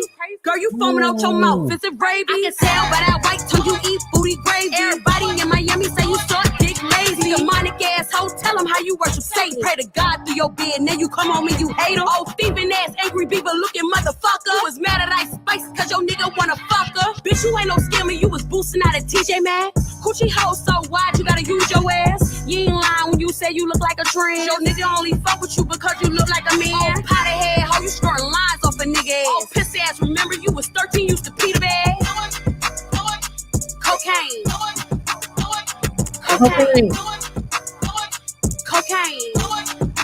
Bitch, you on cocaine. I don't give a fuck what these hoes gotta say about me, bitch. I know who I am. Y'all hoes be coked out and sucking dick right after they came out another nigga ass. Cockeyed nip with the form armadillo looking motherfucker. Thinking I don't know your nigga, bitch. Your nigga wanted to eat this sewer pussy right through my pants, ho. I'm a coochie girl. Let me tell you about hate. Pussy assholes like the smile in your face. I can never trust a dope fiend anyway. You the type of bitch that'll backdoor your friend. You the type of bitch that'll fuck for a 10. Dirty foot hoe, you forgot where you from. Bitch, you just mad cause your nigga wear your thong. Every time you see me, wanna beat it off the bone. You can't spoke a real bitch like this. Only feel sucking dick, I'ma get it how I live. Everybody seen it, ice work, I pissed. I don't give a motherfucker, I suck dick again. Everybody know my teeth. You get what you see. I ain't ashamed by the fuck thing. When you was in a pen, you was fucking on a fiend. Eating coochie like I'm a bang. You a motherfucking lie. Talking about who? Me? Nah, bitch, you won't see. Pussy hoe, I'm right in these streets. With a cat this good, I keep a pistol on me. I got a bin for every bump on your lip. Got them stressed out, I am under their skin. Old botch body, bald eagle looking ass bitch. With that 5 o'clock shadow girl, shade that chin. You ain't no city girl, you a shitty girl. And your men wanna come to the coochie world. You ain't no city girl, you a shitty girl. And your men wanna come to the coochie world. You ain't no city girl, you a shitty girl. And your men wanna come to the coochie world. You ain't no city girl, you a shitty girl. And your men wanna come to the coochie world. Okay, that was nuts because I just didn't even expect even to fucking listen to that for more than 5 seconds when it first came on. You know what I'm saying? And I think it is pretty trash. As far as far as like quality, that shit was hot garbage, right? Like hot garbage. No, it was hot garbage. Thank you. Hey, somebody said I'm not clear. J Doug is not clear. He's a PDF file.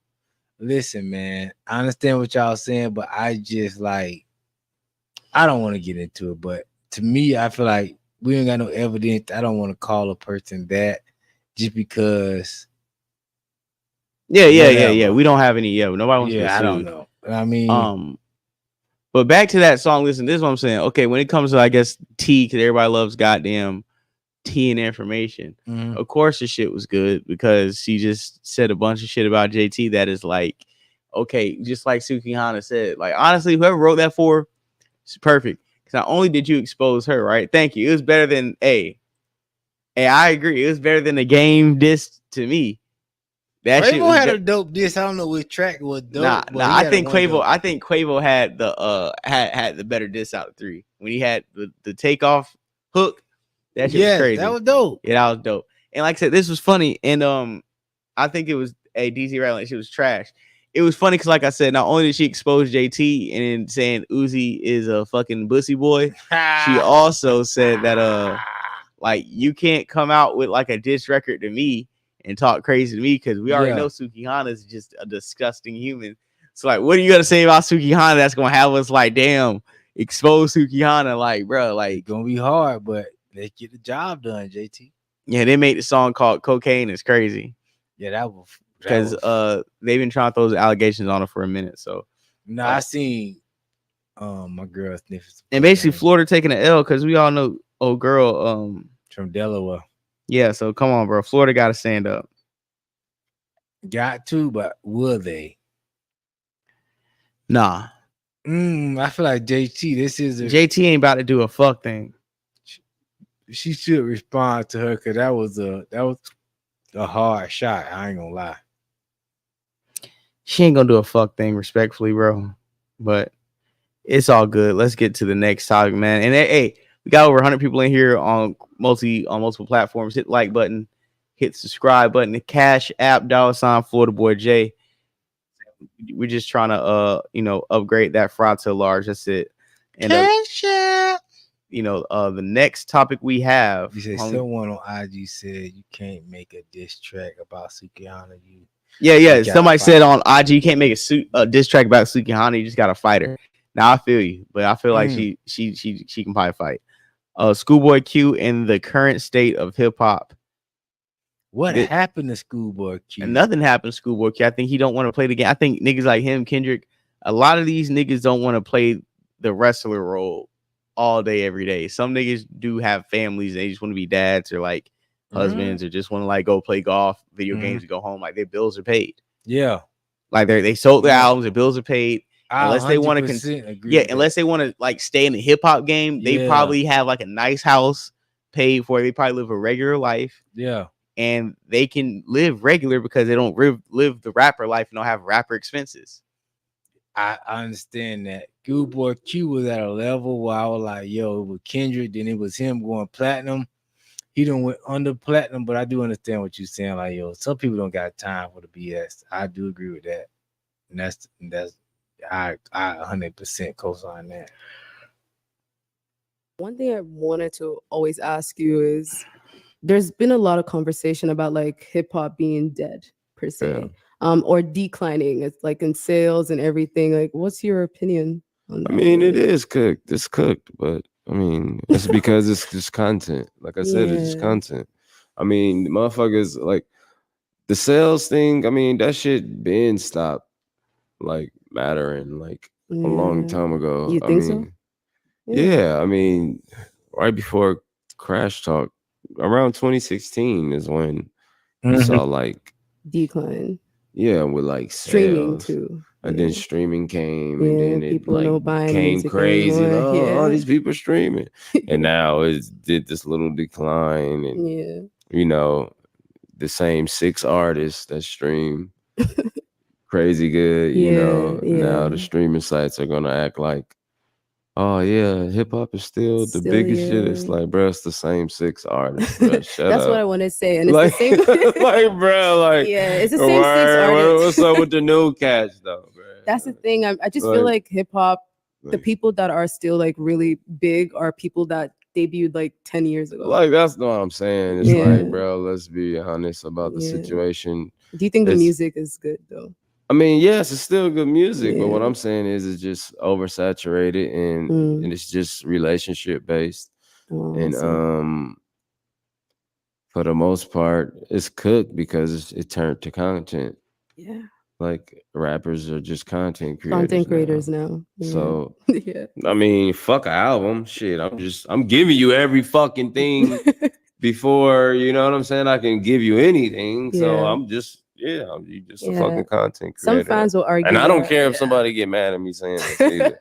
Like you just you're not a rapper. You're a content creator. And I'm not talking about nobody specific. I'm talking about a lot of people. Yeah. You know what I'm saying? I get it. Put content out, I guess. Yeah. But I mean, it should represent something though, right? Like some people say like it makes the artist more relatable, like when they show us more, you know. Once again, artists into being entitled. Yeah. Like what the fuck? You think you that fucking creative that you can just give your life every fucking day? Like even being in that mode every day, like eventually, like when are you gonna show us something? You can't even grow into nothing else because you didn't gave us every step of the way of who you are. I completely agree with Schoolboy Q. 100%. A lot of these rappers are just fucking it's internet, social media content creators, bro. Like, you know who comes to mind when I hear that? Who? Moneybagg Yo. Moneybagg Yo. Oh yeah, Moneybagg Yo. Finesse 2 times. Yeah. They gotta keep like G Herbo. Yeah. All these niggas where you be on the internet with your girl more than you be actually dropping music. But I think slowly people look at them lame, even Freddie Gibbs to a certain extent. Like you be on Twitter. I feel like Freddie Gibbs not in that conversation. I feel like people like Moneybagg Yo, Young Boy definitely. Who you said 5? Can we name 5? Just the reason why I say Freddie Gibbs up there, bro, because Freddie Gibbs he definitely don't sell a record though. Nah, he was selling, bro. He got Grammy nods. He's up there. That was still in that era of what you dropping. Let me hear your records. Nah, that was like a couple years. That was like 2021. Like his last album got Grammy nods. That was still in that era. I'm talking about right now, like Moneybagg Yo. Yeah. Trying to think of one more. Future. Not really. He don't really post a lot. Future don't really post. Future is a legacy artist. Future's like Future's like a meme at this point. He don't even have to post. People are gonna keep him alive by just posting like misogynistic shit with his picture on it. You know what I'm saying? Baby. Lil Baby? Yeah. Kind of, yeah. He may not be now. Yeah. Because he cooled off, so he got to chill. Up. Yeah. You was always seeing him somewhere in the jury store with the 4 p.m. Little niggas. Uzi. Yeah. Playboy Cardi. Nah, we can't say Playboy. Playboy Playboy Cardi got a lot of hype. But I'm gonna talk about he barely he's posts. in that name. He's in that lane too because he came up kind of off of Iggy. But I'm just saying. Yeah. It is a lot of rappers who do that. And like somebody said Kevin Gates. My girl said Kevin Gates. Nah, definitely Kevin Gates. Yeah. And even every female rapper. If you really want to be honest. Yeah, every Young female Miami rapper came up off Diddy. is just a content. Every Lotto, that's why she came off. That's why their extremely low record sales reflect that. If we see you on every day, like you're like doing daily vlogs, when you drop your music, we don't care. People go to your music a lot of the times because this is the only thing we have of you. But go back to Schoolboy Q, Oxymoron. Radio was still alive a little bit. Records was still alive a little bit. He got to push a couple records. I don't think an artist got that luxury to push a record now. I think you do, but I think the record gotta like you don't gotta catch on TikTok. Yeah, the record gotta catch. You can't just slow grind a record. Who slow grind the record this year? I mean, you're just started, so we don't really know. It's almost 5 months. I mean, and who have slow grind one record? I would say Boss Man D-Lo, but that wasn't a slow grind. That was like an Instagram phenomenon. Yeah. I'm talking about who have slow grind a record to be like, yo, this is the record. Other than Future with the Like That record, that was just a record that was like with controversy. Who have made a record where in hip hop where you like, yo, no beef, no drama, no women, no nothing. Bro, that's like saying you can't rap. No, that's a rap song. Beef, drama, and women. That's every rap song. I understand that, but I'm saying you take those three elements out. What we rapping about? J. Cole bars? No, but if it ain't drama, if we ain't spitting, D-Lo did it, but it was just off of natural underground hype. I'm saying other than him, who have did that? I don't see. Or even your regular five who have done that. I mean, usually they already have singles and budgets queued up, so like labels work records, right? But my point is this though, just like a lot of these female artists or a lot of these other artists, when you think about even with a Future to the standpoint, right? It was a point where he was on social media, or certain people were on social media, right? When he kind of dipped and got more like mysterious, kind of like a Travis Scott in a way, where Travis Scott, he'll post, but you don't really see him too much, right? Certain people you don't see too much when they drop albums. You run to it because it's like, yo, this is the first time I get to see or hear like what are they doing, right? With a Drake, we see Drake so much online when he drops songs. It's like we don't care about what you're saying because we've already seen everything you experience, everything that happens about you as the news coming out. Like we know what's happening with you, so we don't want to run to your music because we fucking lived your music. We lived your life with you. So what the fuck you have to say? Like he said, everything you're experiencing, we're seeing with you. So you have nothing to tell us about. Nothing. So with a Kendrick, in a way, it's like you can tell us whatever the fuck you want because we ain't heard from you in 5 years. You can say pretty much anything. I'm gonna give you one. Right. Ice Spice. She's the only one that got hype off just her records. No. Who else? Bro, Ice Spice ain't get hot off no fucking records alone, just off her records. I'm not even hearing whole Spice. Shake Ass, Look Cute is a hit. Words right bro, now. That Fisher remix. That got hype. Bro, if you put a ugly chick behind that Fisher remix, that shit's ass. That's what I'm saying. But I'm just saying that's the only person that got organic hype right now is Ice Spice, bro. Ice Spice, that shit ain't no organic hype. It's organic compared to what male rapper is trending off a snippet. That $1 million. Other than Mullen Bad Yo. I'm gonna be honest. He got a girl twerking in the video. Can I be honest? Yes. Talk about SZA. There's really no organic grassroots artists like that's gonna really come anymore. The way it seems like the way with Four Bats or this one song, $1 Million Baby, is like who are what I'm saying is like all the songs that are just coming out of nowhere were like that $1 Million Baby song, right? That just sounds like an interlude off of Brent Faiyaz's tape, right? And it's Brent Faiyaz's artist. But my point in bringing that song up is that it was being pushed. Like I first heard that song on like influencers pages. Like influencers were pushing that record, and the record shot number 2 out of nowhere. I say that because a lot of these records that are hits out of nowhere, we never heard this artist before. Those are already labeled, signed, pushed, and paid for to go through the algorithm. You know what I'm saying? Somebody said Ice Spice for doing TikTok, and somebody said, yeah, that's what I'm saying. She's not. There's nothing about. Somebody say SZA got older again. I'll give you that. SZA got you white down. Nah, Travis I can't say down. SZA either because SZA kind of do in a way because she with that TDE camp. They ain't gonna let you really overexpose yourself. Yeah, but yeah, Ice Spice and a lot of these female rappers, yeah, they were definitely.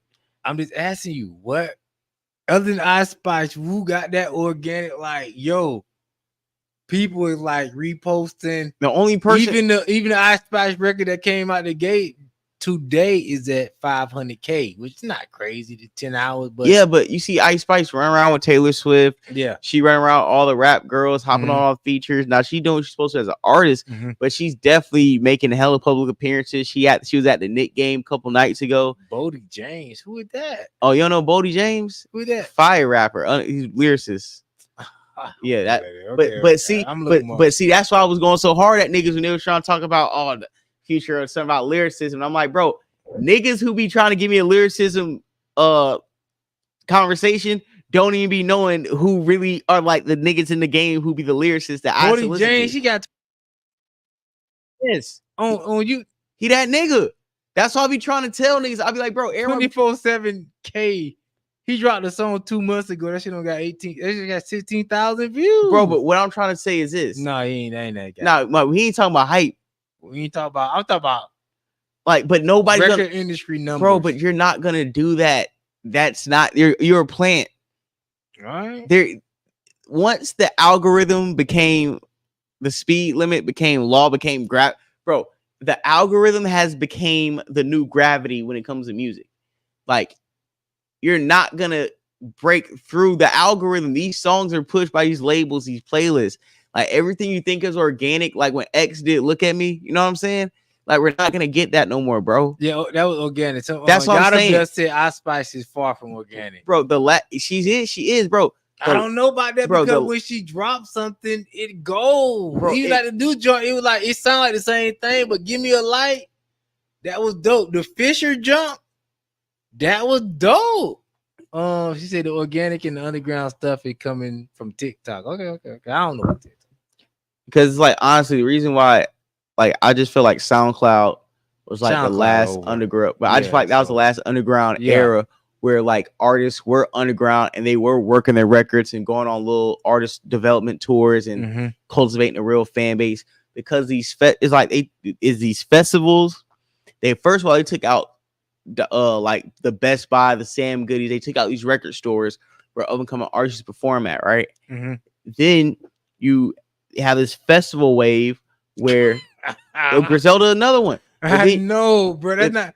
But no, Griselda big time, bro. When I saw the top 10 hits on Billboard for this, it wasn't no hip hop artists on there. The only hip hop artist was on there is Euphoria.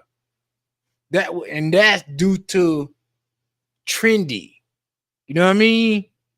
That's not due to like just putting out. I don't think that would have went hip hop #1 or top 10 if it wasn't for trendy. Hip hop is not trending, bro. No, but I think hip hop's not trending because I feel like, I think I said this last show too. I feel like all the male artists did a 2-year boycott. I think if you really look at it, right? Like I said before, last year was like the worst year numbers wise in hip hop, right? In a while. You know why? But think about it, that was one of the worst numbers years, right? The second narrative was it's a female running hip hop. All the women were dropping the hit records, right?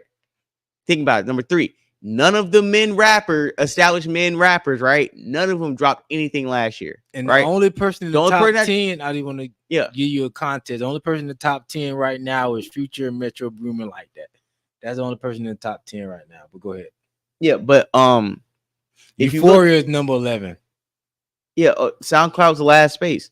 But if you really look at it, when it comes down to the hip hop, right? Hip hop sales and everything, I'm telling you what happened, bro. All the mainstream rappers got tired of the labels using Drake as leverage and saying that he keeps the lights on, this and that. And they were like, no, stop telling us that we only keep lights on in these black divisions. Us rap, we generate the money to keep lights on at all the labels, right? Like everywhere. So all the main rappers stopped completely. The Mhm. only rapper who was dropping shit last year was Drake and the women. And that's why Drake had to stand next to the women, because there's no male new rappers coming out. There's no niggas coming out that's hot. You see what I'm saying? Like, put the bullet bills up here if you want me to. Yeah, you can. Yeah. But it's like, okay, so none of the men dropped, and that only left Drake and the women. Hip hop took a decline, right? Mm-hmm. Now this year, all those same A-list men rappers are coming back, and now hip hop is back on top as far as pop culture. Rappers going number one, songs breaking streaming records. The only time I've ever seen solidarity by rappers was last year's boycott and them dropping albums and music and letting Drake sit out to dry and letting the labels and Drake prove that he don't keep the lights on. Mm-hmm. We keep the lights on. Hip hop keeps the lights on. They tried to make Drake bigger than hip hop, and the rappers were like, you know what? Him and all the female rappers can try to keep the lights on in this calendar year. And you seen by the end of the year, whole bunch of black music divisions were closed. A lot of labels closed shop. A lot of labels consolidated under one umbrella. You see what I'm saying? I got you. And to go to Aaliyah point, SZA is number 12. Kendrick Lamar, Euphoria is number 11. Like That is number 8. And the next joint is Love on Me, Jack Harlow, and Push Up, number 17. So, like I was saying, bro, it's not there no more. Hip hop used to dominate the charts. But you know why too? Because because we still got some more talks before we close out the show. Right. I think this shit isn't what it is, because I think we talked about this before. All the rappers from like 2019, 2018, 2019 that should have like really been keeping the wave going, they all died on every coast. Like from X to Pop Smoke to Nipsey to Juice WRLD. Like all the niggas that was like really about to be nigga for real. Next up, and at least like create the wave to have a bunch of niggas under them, fell off. Like I really felt like X dying. Like X had that whole culture that was coming up behind him. Like we said before, we see the Uzis, the Trippie Reds, and then the Cardis, Juice WRLD, all of them. But all of them, all that crazy era, X was like the leader of that generation, like the leader of that class. Mm-hmm. And it's like when he passed, like them niggas really couldn't hold that shit down the way they could have. And I think X was really supposed to be able to elevate him. The whole New York scene would have been back by now if Pop Smoke wouldn't have died. You know what I'm saying? Yeah. Like he would have been able to lead the direction of that. Juice WRLD, he would have been able to, like Juice WRLD still got leaks coming out. You know what I'm saying? Nipsey, for what Nipsey was about to do, I think it's like the same thing that happened with Pac and Biggie. Hip hop went the way it went. You remember by like 2000. Let's say, bro, by the time, like, let's say from 1999 to 2002, right? Well, to me, it was like the worst stretch in hip hop. But I think it was because of the lingering results. Okay, Biggie and Pac are dead. Yeah. Say that year again. From 99 to 2002, hip hop to me was like its worst peak to me. I hear you, but Def Jam had a run. DMX, Ja Rule, Meth and Red, Jay-Z. I don't think it was the word. I feel like we was kind of like still mourning, but it wasn't the worst because we had some good hip hop coming out them years. Def Jam had it on lock, bro. Yeah. I feel like this. Yeah, we do LL. We talked about that for the show. LL. Yeah. I hear what you're saying, but I think you off on your years. I feel like we were struggling probably 2008 to 2007 to 2010 before like Kendrick and Wale and Drake and all them came out. I'll probably say 8 to 10 because 2007 was too good. Think about it, but 2007 was too good. You had Jim Jones balling. You had Graduation. You had American Gangster, Carter 3. 2007 was fire. Maybe I'll probably say 2008, 9, 10. Cause bro. Yeah, it was. 99 was still good. It was a reset. Ja Rule. You had Jay-Z Hard Not Life, Cash Money, but I'll say so that was a little bit of 98. The only reason why I say like 99, 2000 because I'll say this for sure. 2000, 2002. When you think about all the albums that came out back then, we really don't go back to none of them shits. The beats were trash. If you want to talk about what era had the worst beats in hip hop, 99 to 02, before the South sound really took over, niggas was running out of beats. Beats were sounding like Dreamcast instrumentals. Beats But were you know what it sounding was? crazy. Niggas was trying to sound too computerized. 56 came out 03. But you know what it was? It was still an R&B element to where we wasn't solely leaning on hip hop. I'll say this, bro. I hear you, and you have a great point. R. Kelly was still out there. Yeah, you know what? It's a good point. I just think hip hop was too top heavy in that era I'm naming. Yeah, it was a lot of niggas on top, right? But like hip hop was still good. But think about this in the 90s, right? Where you can go down 20 albums in a year and you can find like 15 quality albums, right? Like 20 different rappers dropping. Niggas talking about 86 or 88, or niggas talking about like 95, 96 era, you know what I'm saying? Niggas talking about 98. Oh, the 90 was the glory era. Right. Or we talk about like 2015, era. Right? Yeah. Or we talking about 2018, where it was like everybody who dropped had heat. But right? I can't skip over that Def Jam era. No, you got a good point. Dipset, Ja Rule, Jay-Z, Beanie Siegel, Memp Leak, LL Cool J 10 album. Nah, I can't skip over that 90s era. I hear what you're saying, but I didn't think you got your dates. I think you think that 90s era. I'm just saying. I think you think about 05. I think you think about 04 to probably 08. Nah, bro, that was a great time in music. 04, 08. Ooh, no, because we only had the 50 Cent and Kanye beef.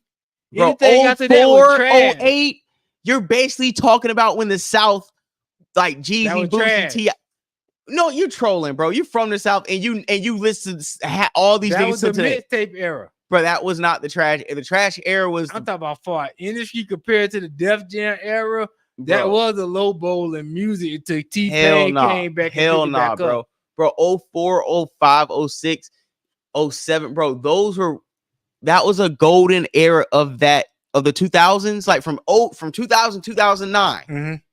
I'm going to say 2000 to 2002 was the whack point. Woo, 2000 and maybe 2003.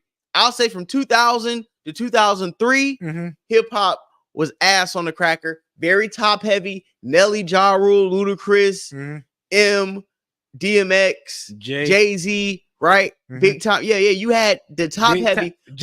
But think about the niggas. Birdman and Manny Fresh. Yes, but the niggas under them, all the up and come, everybody who wasn't top heavy, all that shit is ass. No. And even if you talk about Boosie and them, bro, then, no, Boosie they weren't even out yet. But I'm saying is, even if you talk about the top artists back then, right? Very few of them, to me, have albums that stand test of time. Like Ludacris got good songs, but Ludacris ain't got an album I'm about to go back and listen to. Like Nelly, Country Grammar is good. I go back and listen to Country Grammar. I go back and probably listen to a little bit of Nellyville, a little bit. You can't go back and listen to Chicken and Beer? Not all the way through. But Red Light District? Not all the way through. Okay. I like certain songs. Okay. DMX. I could probably listen to no DMX. No, this is what I'm saying. But this is what I'm saying. DMX, Ja Jay-Z, Rule, no skips. No. Ja Rule, some skips. You know why? Because back then we believed Ja Rule was about that life. Now no skips. Now listening is like, this. All I'm saying is this: Dipset, there was fire too. That's what I'm saying. That can't run no skips. And guess what? And I understand. And to me personally, I feel like New York, really, that was their last run in a way, because everybody you named was New York artists. So of course, New York niggas gonna definitely disagree with me on that. But my point is this. Yeah, let's take New York out the pie and look at the rest of hip hop. Trick Daddy, Juvenile, no skips. Yo, they were fired, right? Yes, but I still don't think that was one of the best eras, especially when I keep saying this when it comes to beats. We like those juvenile Trick Daddy beats. We're from the South, regional. You ask certain niggas from you ask certain niggas from other coasts about that shit was ass. All right, I'm only saying the only reason why I say that 04 to 04 trend. We ain't they were. We ain't talking about a lot of ass juice came out in that era. But what D Molly Mall from Cali is saying is this: from the South and the West, and like Texas and shit. The West was coming out with some BS back then. One Blood, Gang. The West wasn't on nothing back then, bro. Nah, that hyphy movement in Oakland. E40 wasn't on nothing. Yeah, man. E40 had a good E40 like reinvented himself in that era. T-Pain drove him into the area. E40 wasn't man. Listen, bro. We're not even. I had the ghetto report card. Listen, E40 wasn't nothing by then. Listen, this is what I'm saying, bro. When that New York stronghold gave up and the rest of the country finally got to present their hip hop on the mainstream, which is why I said like from like 03 to 07 or 04 to 07, when the rest of the country got to fucking finally put their sound out there, to me is when hip hop got back on track. Because it was like that New York, them beats, them sounds, it was getting stale. Them rappers couldn't stand on top forever. It was like the South broke through, the West broke through, and hip hop had a good 3 to 4 year run until shit got played out, right? Things gonna get just like the drill era got played out, right? Just like the druggy eras got played out, like that melodic, like that shit got played out. Then that's when we started getting the Drakes, the Wale's, the Wiz, the Big Crits. Yeah, that was around 2009, 2010. Right, when all that gangster shit kind of like died down. Kanye West took over. Right. I hear what you're saying, but I just don't want to. I just can't shit on that early 2000 wave. That was a wave. No, it definitely was a wave. But if I gotta look at peaks and valleys in hip hop, for me personally, as a listener, I gotta say the late 90s, early 2000s, which was definitely cool. Still wasn't, the shit. I hear you. I got something pulled up. What was this? Half blocked up. Ruby. Oh, you ready to go into the Ruby Rose conversation? Yeah, of course. Yeah. All right. Half the industry, my boy Red say half the industry need to be locked up after seeing Ruby Rose deleted tweets from when she was a minor. Yeah, Ruby Rose, to be honest, man, like we can click on a tweet for tweet, you know. They got you. To keep it a buck, man, Ruby Rose is out of pocket. And are some of these niggas out of pocket too at Ruby Rose? We'll talk about it. Yeah, of course. But just like, come on, dog. Like, just got invited to fly out to Cali to watch my boo play. Go Chargers. The only question is, will my mom say yes? And this 2014, she was 16 years old? Yeah. All right. Like, come on, dog. Sometimes you have to lie about your age when it comes to NFL players. See, she was trying to delete shit. I'm going to keep it real. I fuck Birdman for the deal. That was true at the time. That was from your boy who dropped the YouTube video. Okay, I get that one pass. The game just insta DM me. Is this real life? I can't breathe. That's like 2013, pretty much. Do you got the game? Do you got the Vlad TV interview? Nah, you see that? I seen it. If you want to pull it up, I'll pull it up. I got you. Okay, D from Marley, 97 to 01. Thank you, D Mark. Thank you. Somebody around that time. It had to be around that time. That 97 to 01. Yeah, bro. Hip hop was going. Yeah, dog. Hell nah. Niggas cannot tell me shit, bro. After Pac and Biggie died, that's like the game ran out of gas. The game had no direction. If Diddy was winning hip hop awards, what that tells you where the game was, bro. They was like nigga who can't even rap. Ja Rule had it on lock. Ja Rule did not have the game on lock. Ja Rule was just another nigga in the fray. Nobody had the game on lock for real outside of DMX and Eminem. Of course, yeah. DMX and Eminem. DMX was net and net with Ja Rule, bro. Hell not, bro. No, he wasn't, bro. I pulled the record sales if you want me to. You tripping, bro. DMX was, bro. Ja Rule to me. Ja Rule. I feel like DMX had like 98, 02. I mean, DMX had 98, 02. Ja Rule had like 2000 to 2002. Really? No, Ja Rule had 2000 to 2000 to 2000. No, he ain't have nothing past 02, nigga. 01 to 03 when 50 Cent came out. He ain't have, when 50 Cent came, bro. Ja Rule honestly only had, I'll say he has to stop at 02 because 50 Cent was coming around 02. Oh, 50 Cent came out 03. I'm gonna pull up Ja Rule discography right now. Ja Rule he came out, his first album was 99. Jay try to rewrite history. No, here we go. Yeah. Here we go. I'm not gonna rewrite no history. I got you right here. I'm on the computer, I'll pull it up. Ja Rule 316 came out in October 10, 2000. So that's when he put it on me. I cry. Let me look what? When did it come out? 2000 October. I'm gonna give you the singles off of that. Put it on me. I cry, you cry. Between me and you. What would I be without? No, between you. Every little thing that we do should be between me and you. That's Ja Rule Rain right there. Yes or no? I'll say this. Is that his reign?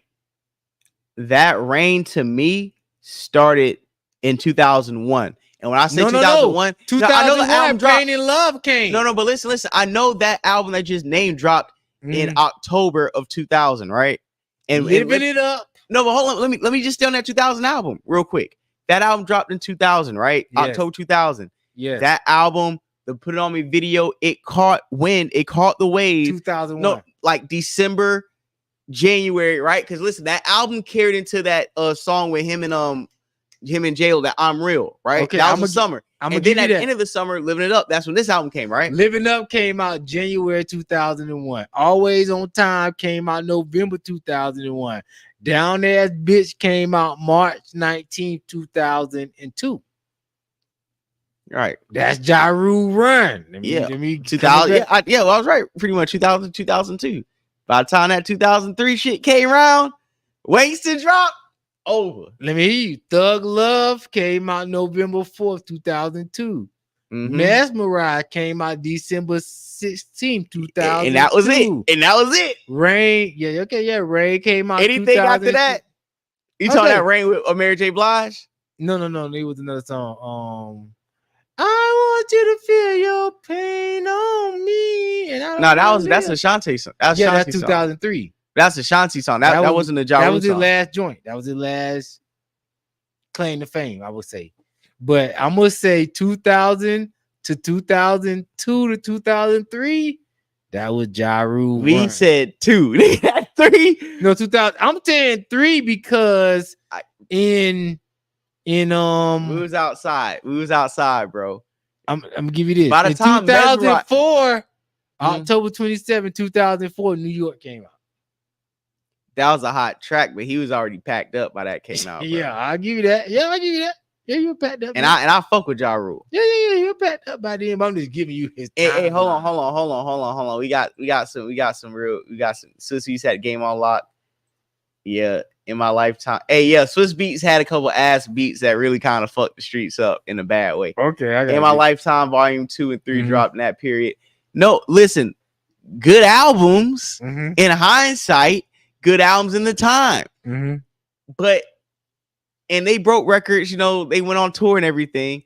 But like I said, even the highlights of that era, to me, it was still top heavy. I understand, but your era that you're thinking of is after pre-Kanye. You're thinking about 2005 to 2009, bro.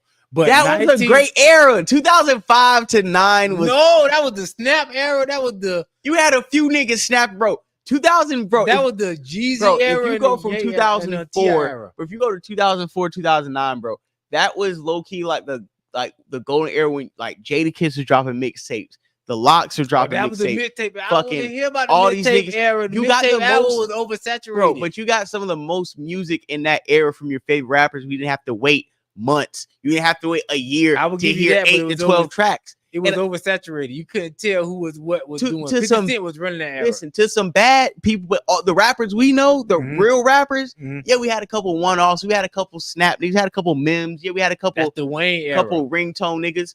But at the same time, bro, outside of Hove, every rapper had, even Kanye, when he got on the Buy Your Drink remix, everybody had remixes and mixtape songs where you got to hear your favorite rapper once a month.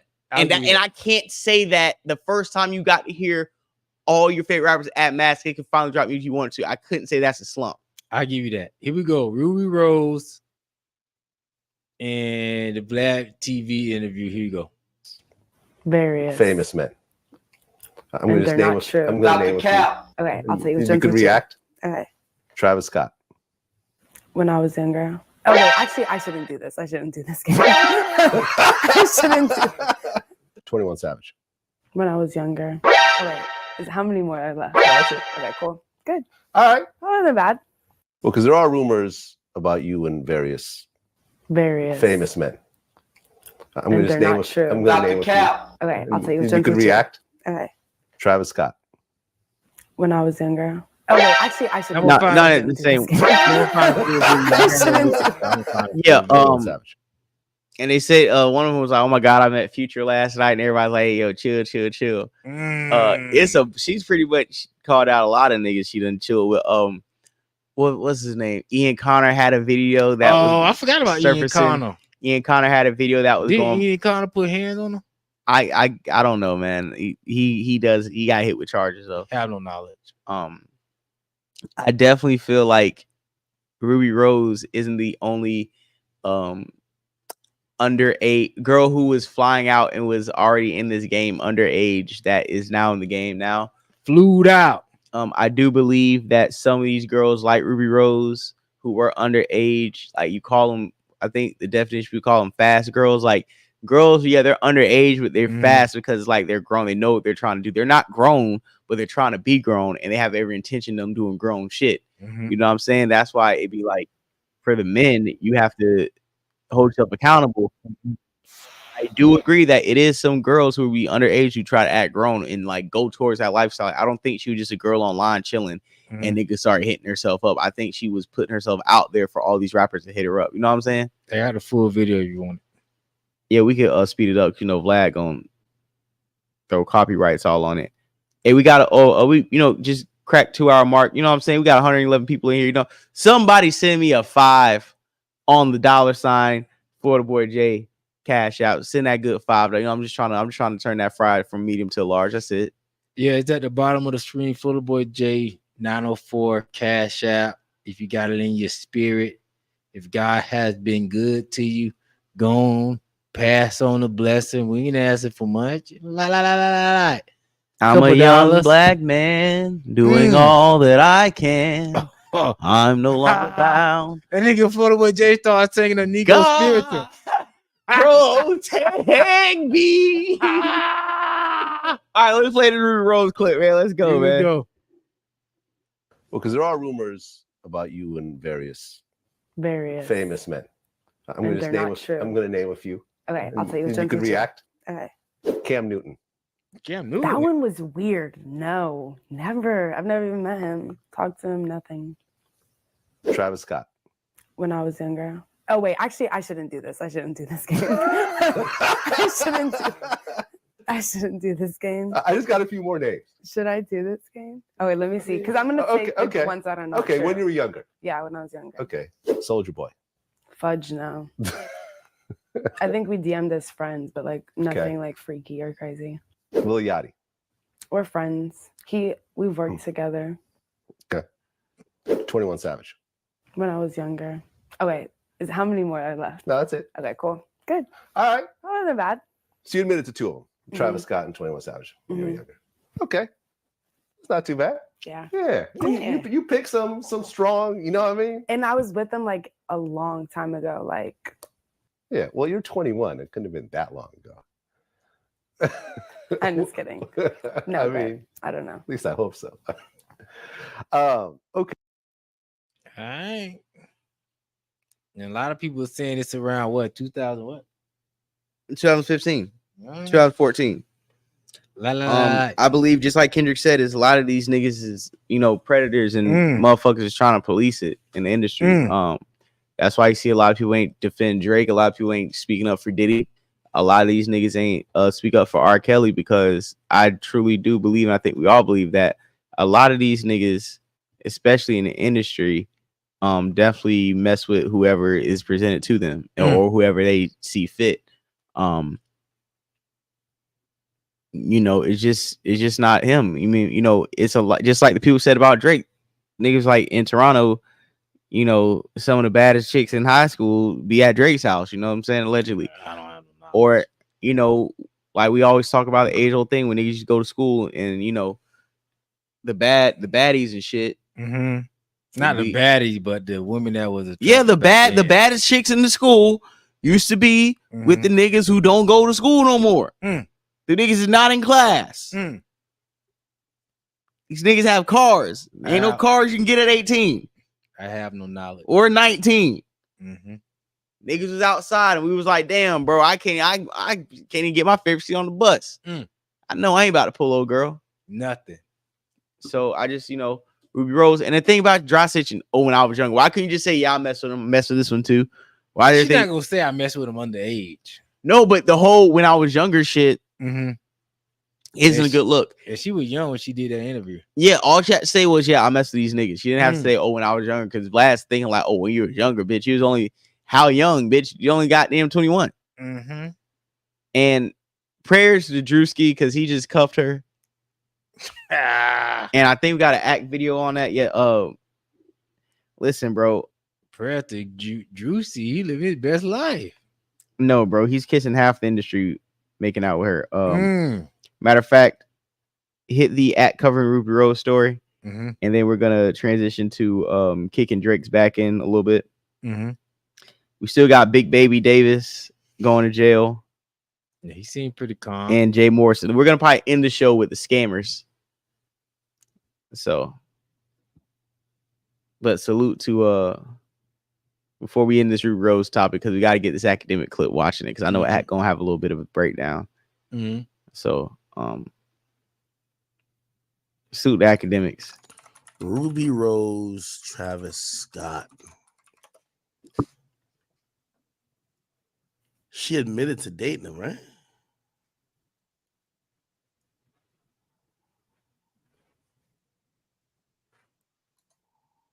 Well, because there are rumors about you and various famous men. I'm going to name true. I'm going to name Cap. Okay, I'll tell you. You could react. Okay. Travis Scott. When I was younger. Okay, actually, I shouldn't do this. I shouldn't do this game. I shouldn't do 21 Savage. When I was younger. Okay, how many more are left? Okay, cool. Good. All right. That wasn't bad. Well, because there are rumors about. Oh, no.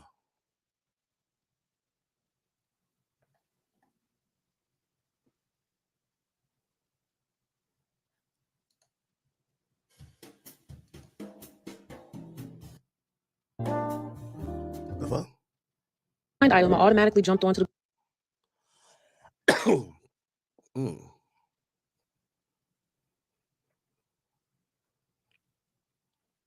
Is it a Vlad interview the only one she talks about it?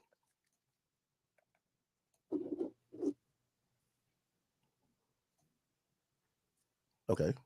So you stated that you're single right now. Definitely. You went on Twitter and you said a dude is asking his girlfriend for $2K a month for the next 2 months. Yeah, no, niggas, even like some rappers have been. Here we go. I mean, I don't know. At least I hope so. Okay. And to do like goofy shit, like I don't want to scare away any potential of my potential suitors. Okay. Well, because there are rumors about you and various famous men. I'm going to name a few. Okay. You can react. Okay. Cam Newton. That one was weird. No, never. I've never even met him. Okay. Talked to him. Nothing. Travis Scott. When I was younger. Oh wait, actually, I shouldn't do this. I shouldn't do this game. I shouldn't do this game. I just got a few more names. Should I do this game? Oh wait, let me see. Because I'm gonna pick ones I don't know. Okay, when you were younger. Yeah, when I was younger. Okay. Shout out to Travis Scott. One of the monsters out there in music right now. Definitely. Shout out to his new baby. Yeah, beautiful. And his beautiful wife. Beautiful lady. Soulja Boy. Fudge no. I think we DM'd as friends, but like nothing like freaky or crazy. Lil Yachty. We're friends. We've worked together. Okay. 21 Savage. When I was younger. Oh wait, how many more are left? No, that's it. Okay, cool. Good. All right. That wasn't bad. So you admitted to two of them, Travis Scott and 21 Savage. Okay. It's not too bad. Yeah. You pick some strong, you know what I mean? And I was with them like a long time ago. Like. Yeah, well, you're 21. It couldn't have been that long ago. I'm just kidding. No, I mean, I don't know. At least I hope so. Okay. And you're all natural. And we're living in a time, aside from Megan Thee Stallion, where you rarely see women that are natural.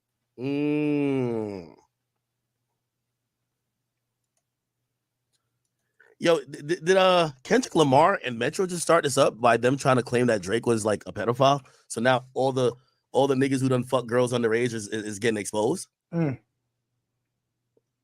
Is that why this is all happening, chat?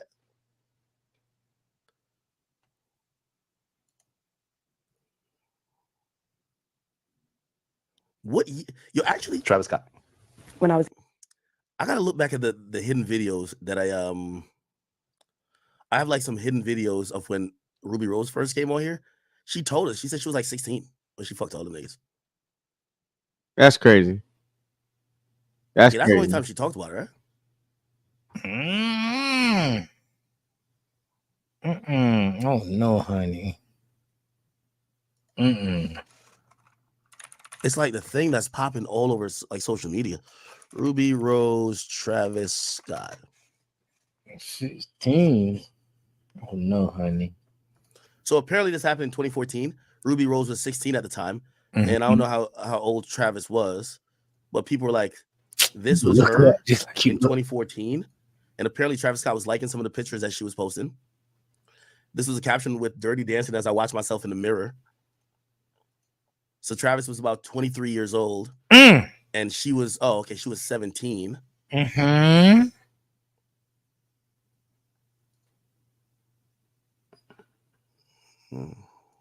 the hell would she meet these guys? Social media? Maybe that's a crazy question. By the way, Milagro been on this shit. She says, hey, listen, does hip hop really want to have a conversation about all the men that's been with underage women? Drake's choices have led him to being regarded a particular way.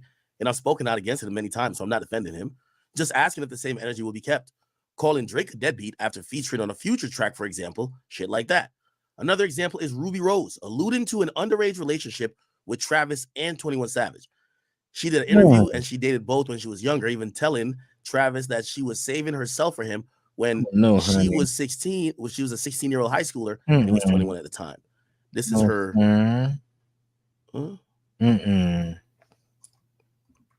Ruby's currently 22, and there was tweets from her back in 2014 when she was just 16.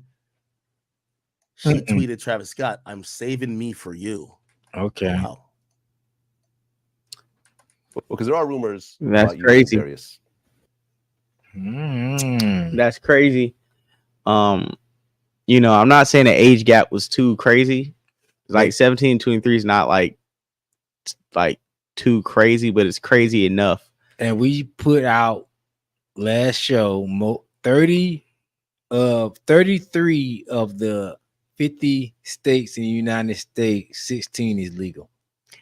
Yeah, but I think it's creepy, and I think it's super creepy when you have like celebrity men with clout and money that can get anybody they want and still go after like underage girls or girls on that, you know, thin line. It's crazy. It sounds normalized, but to me, it's still crazy because it's like, especially with these celebrities, because like you could really have anybody you want. You know what I'm saying? Normal men, normal people. Yeah, you might see. I'm not even saying it's normal, but normal. A 17-year-old with a 23-year-old, like that may raise an eyebrow, but that's not like crazy. You know what I'm saying? Not wild. That's not wild, but it's still like, but it's not like you should be thrown in, you know, jail and throw away the key. But if you're famous, you got clout, and you're 23, like why are you doubling back to like high school? You see what I'm saying? That's my point. Why somebody always gotta throw me in this? J-Dub just said 16 is legal in some states, and so all of it's okay. J-Dub said, listen, bro, I'm just here to put out the fact. I looked it up the other day. 33 out of the 53 states in America, 16 is the legal age. What you want me to do? I mean, listen, all I'm saying is this, bro. I don't think Ruby Rose is the only person, the only girl who shares this story. I'm with Milagro, where I think if we really have that discussion and really like dig down the rabbit hole, is a lot of these kids, a lot of these girls, I feel like probably been trafficked or, you know, pushed through the system and kind of they have some type of I think they know how to filter involuntary or voluntary. I think a little bit of both. Yeah.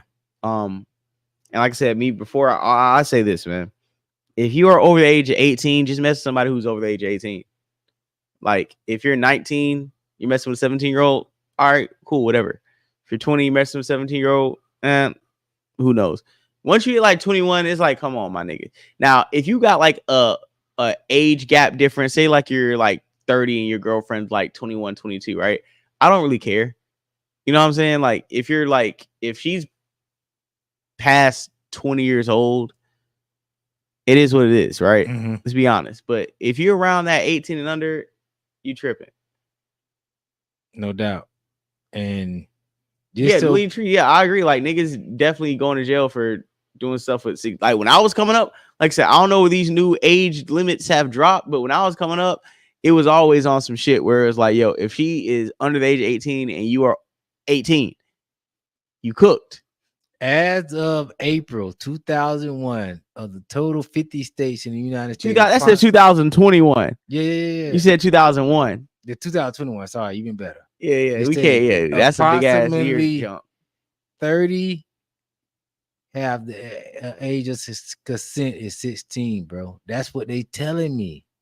What I'm saying is, I don't give a fuck what they telling me. Me personally, I think society's standards and the way we bear it, like I think society's national age consent in our minds is always gonna be 18. It said there's a age against minors who is 16 or younger. And I'm gonna be honest, bro. I'm gonna be honest. They could pass a law tomorrow and say everybody 16 and up is legal, and I'm still not looking at a 16-year-old level 18. Just that's the messed up part about it, because they trying to convince everybody 18 is the age, but really in most states it's 16. Yeah, Nebraska standards are different from Florida, New York, and Cali, and that's what I'm saying. Like, to me, even if they are these rules, we shouldn't even like on some real shit, bro. It shouldn't even be a debate for niggas past the age of 21. Like that whole 16 or 18 or what's legal, that's for like young men 21 and under. Y'all can have that conversation because those is probably going to be the ones you can go towards. But if you're like our age, 25 and up, trying to have a debate on what's legal and it's between like 18 to 16 and shit, then like it's super creepy to me. Like it shouldn't be any type of advocacy for men past the age of 21 to deal with anything around what's legally appropriate age wise. No, I'm with you. I know Aaliyah said but just because it's legal don't mean it's morally correct. Yeah, I'm with her on the second one. Like there's nothing a 25-year-old can talk about with 18-year-old. 16-year-old. Yeah, nothing. Like Travis Scott, you're tripping. And amazing. To get back on this Drake topic. I want to see Peter Rosenberg said something, because remember last show we posted that Reddit thing where it was like Universal Music Group tried to get everybody on the phone and basically was telling niggas that, hey, motherfuckers been losing money. You know what I'm saying? Niggas, Drake probably got a couple phone calls, and these sponsors, Nike, the NBA, like a lot of these companies Drake is in business with, they said, probably hit him up behind the scenes and told him, hey, you got to sit this shit down, bro. We losing too much money. And Peter Rosenberg being kind of tied to Drake lineage wise and kind of tied to the same people we spoke about earlier, brought it up, and I think him bringing it up kind of let us know it's probably that UMG story of them trying to hit everybody up and having a conference call might have some legs to it. So here goes Peter Rosenberg stuff. The reason you may not even hear from Drake again, I heard from a very smart person who works in the sports and entertainment industry, who reached out to me, was like, you may not hear from Drake again because that pedophile stuff might have gotten so loud and bad that people he makes money with in other fields may have said, hey, this is not a stink we want. We need to wrap this thing up. Your Nikes, your NHLs, your NBAs. What you're saying is when we may not hear from him again on this topic. On this battle, period. Yeah, that's what I meant. On this battle. Like this battle. We'll hear from him musically. Oh, of course. But they were like, hey, the game you're doing, the whole thing, we saw it, and it was fine. And now you have a guy who we're associated with who's being called a pedophile repeatedly. And now there are people putting together whole Twitter threads. Like, it's all uncomfortable. We don't like it. Here's the problem. The pedophile stuff. The reason you may not even hear from Drake again. I heard from a very smart person who works in the sports and entertainment industry, who reached out to me, was like, you may not hear from Drake again because that pedophile stuff might have gotten so loud and bad that people he makes money with in other fields may have said, hey, this is not a stink we want. We need to wrap this thing up. Your Nikes, your NHLs, your NBAs. What you're saying is when we may not hear from him again on this topic. on this battle, period. Yeah, that's what I meant on this battle. Yeah, like this like battle. we'll hear from him musically. Of course. But they were like, hey, the game you're doing, the whole thing we saw. To the Joe Budden clip says is really rap for Drake. Yeah, that's basically what I was saying. Like, do you believe what Roseberg was saying? Because that's what I've been saying for a minute. When I'm like, yo, Drake's probably got a few phone calls. You know what I'm saying? His handlers, his sponsors, the small hats. They took this L, and they feel it. And when people talk about, oh, Drake ain't gonna lose no money, to what Joe Budden's about to say, what we about to have from Imani, what we about to have from Charlemagne, niggas within the industry, like they're pretty much gonna break down the demise of Drake geographically, and that's gonna affect his bottom line in his pockets. So let's go ahead and play this Joe clip real quick. He's connected to Texas. I don't think he'll lose Texas. Him losing LA and Atlanta is gonna hurt. It's gonna hurt. That's what I got for y'all. They playing like geographic war. Can I ask you this? And I know we living in the moment, so I don't want to take away from the moment. Give it to me. A year from now, all this is done and we had the moment and cool. You don't think he can still gain all that back? Who? Drake. Of course he can. You'll never look at Drake the same again for the rest of your life. Oh, I don't think so. Okay. I disagree with that. But this is why he stayed. This is why he catered to the younger audience. Slaps fix because everything. he catered to the younger audience to cover. Slaps are paid for. Slaps are paid for. That's the other part. This business don't love none of us. Some of us are more successful than others, but slaps are paid for. Chart positions are paid for. Singles are paid for. Artwork is paid for. Bots are paid for. Everything is paid for. I'm sticking to my theory that there's somebody outside of artists that are angry at Drake. Let me ask you a question. Let me ask you a question. So why you don't think that played into this? Like you talk about the servicing and all that other stuff. Like why you don't think that was, like you said, positioned on Saturday, midday Saturday? Everybody and their mother got this album. I mean, this record. It ain't have to work its way around. That shit was just right there, like wham. I think that's personally, since you're asking, I think that's a credit to TDE and PG Lang versus the powers that be that are higher up that I'm talking about. They not dirty in their hands with this stuff, with service and the record, any of that. But I think it all plays a part. This stuff has to run concurrently to be effective. So when I say I don't believe Drake will ever be viewed the same from here on out, it's not because Kendrick did all the dirt by itself. But I think there's a few things that just will continue for the next few years. Let me ask y'all, if this record, Not Like Us, debuts at a 1. Which it did. Anything? Yes. Like hell yeah. I mean, to Drake. Like all of this shit that Drake should start making some calls to see what people are connected that are angry at him. The chart activity should be funny to him. It's too late in the game. He should have been noticed that. The fact that the Drake Heart shit has more dislikes than likes on YouTube for the first time. You've never seen nothing like that with Drake. That's a problem. That's an issue. Things like that are going to start affecting algorithms. And if the TikTok dances keep happening and if label heads keep conspiring together to make sure his shit don't never touch nowhere near #1, but everything else does, his career goes differently. Now, we'll lose huge. Yeah. And that's what I've been trying to say too with this battle that people haven't been seeing. And it's not no high. I've been saying it in real time the whole time. And the next clip is the one right up under that. And then we can play Charlemagne, because Charlemagne, basically they're all saying the same thing. But my point is this: for the fact that Drake got took down in such a flawless manner, this plan to take him down was 2 years in the making. Last year, nobody hopping on his album for features, nobody dropping an album, letting him pretty much stand alone in hip hop, watching the sales tank before they came back in the game. You know what I'm saying? All this couldn't have happened if it wasn't constructed years in advance. Period. Even Kanye's kicking it off with Kanye was the first thing to drop, wasn't he? See, I just can't see Drake being out of here, but I want to hear what more people got to say. I have no knowledge on this stuff. And this is so preview the next two clips you're gonna see is niggas who are pretty much industry insiders letting motherfuckers know, like, hey, within this industry, Drake ain't loved like y'all think. And they ain't back here trying to figure out how to save him. Clearly, nobody said nothing. So we're gonna play this clip. I don't even agree with that, Corey? Because I think there's niggas in the industry that hold on. Let's have a real conversation about Drake. No, let's do it. No, fuck it. You have to have it. No, let's do it.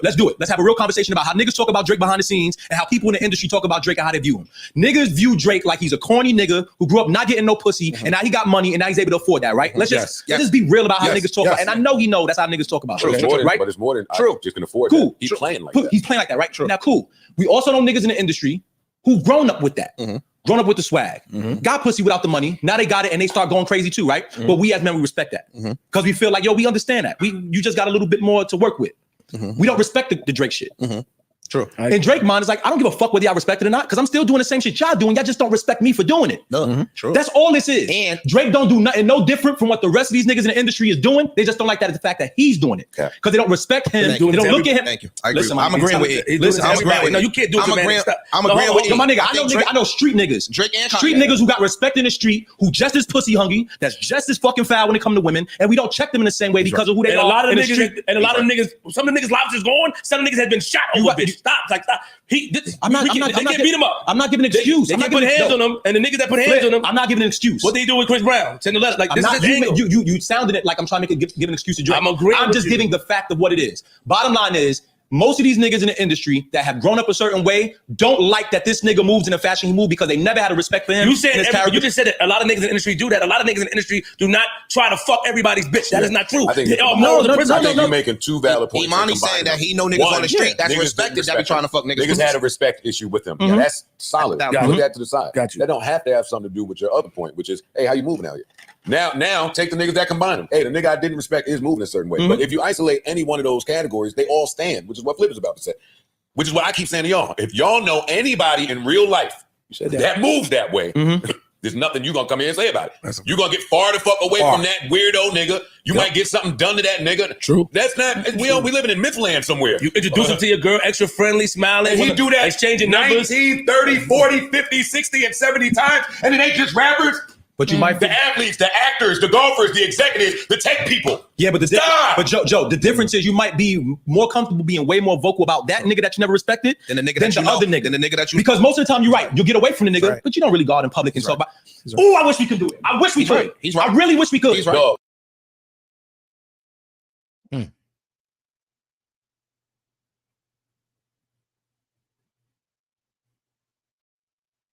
Yeah, man.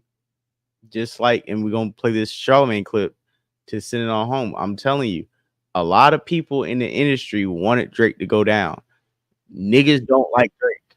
I've been telling niggas that, bro. Like, and this happened because everybody behind the scene, Drake was protected by some very high ups because the other people in the industry don't like him, didn't really ever want to do business with him, but they knew they couldn't stay in business if they didn't take what was forced. Remember when I was telling you how niggas, everybody talking, everybody took the Drake stimulus. I'm like, bro, a lot of that shit was forced on these niggas to even get up. So niggas is finally happy they don't have to fucking sit next to Drake to get on anymore. So let's play this. Charlamagne. I like Drake with the melodies. I don't like Drake when he act tough.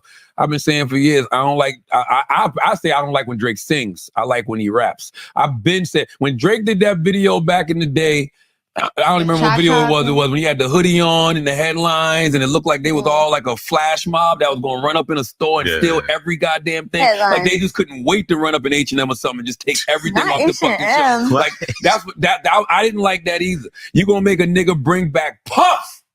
Let me see if Chubbs really crashed something. That's a reference to when I didn't get they said slapped him. Right? Well, Puff allegedly slapped Drake. I'll never forget that night either. You were there? No, I woke up and my phone was ringing. I'm gonna tell you something. I can say this without a shadow of a doubt, and this is true. The industry is behind the scenes. They've always been against Drake. Like they've always actively rooted against Drake. Why? I do not know. Probably just because he's from Canada and he's winning. Probably because he's from Canada and, you know, he's not. He's probably because he's not American. I don't know. Like I don't think that's it. Yo, Drake used to say this in his raps, and he used to talk about the industry plotting him against him. He was not lying. I'm not even going to sit there and tell you no lie. Because whenever stuff like this used to happen to him, my phone would go crazy. Well, who the fuck is the industry? And it wouldn't be like regular people. It'd be like execs and like managers and shit like that. Like, yo, Diddy just slapped the shit out Drake. I'm like, really? And I'll never forget that night. So he's not. Drake's not paranoid when he says these things. I just feel like why and who would be behind it if the industry is benefiting off of him? All right, listen. Hate, jealousy, bro. and envy is a real thing, Yeah. yo. What you think, J-Dog? When you see two different niggas who don't like each other but basically are in the same ballpark reveal after the fall that, yeah, a lot of niggas in the industry are praying on a lot of people who Drake thought was cool with him, or a lot of niggas who, you know, was in business with him, it was just business for a lot of niggas. Like a lot of people knew he was a culture vulture, knew that their careers would be put online if they attempted to take him out, not because they're not good rappers, but because they, you know what I'm saying, the algorithms, the bots gonna be, you know what I'm trying to say? Like, what do you think? It sounds like hip hop feels like they've been liberated.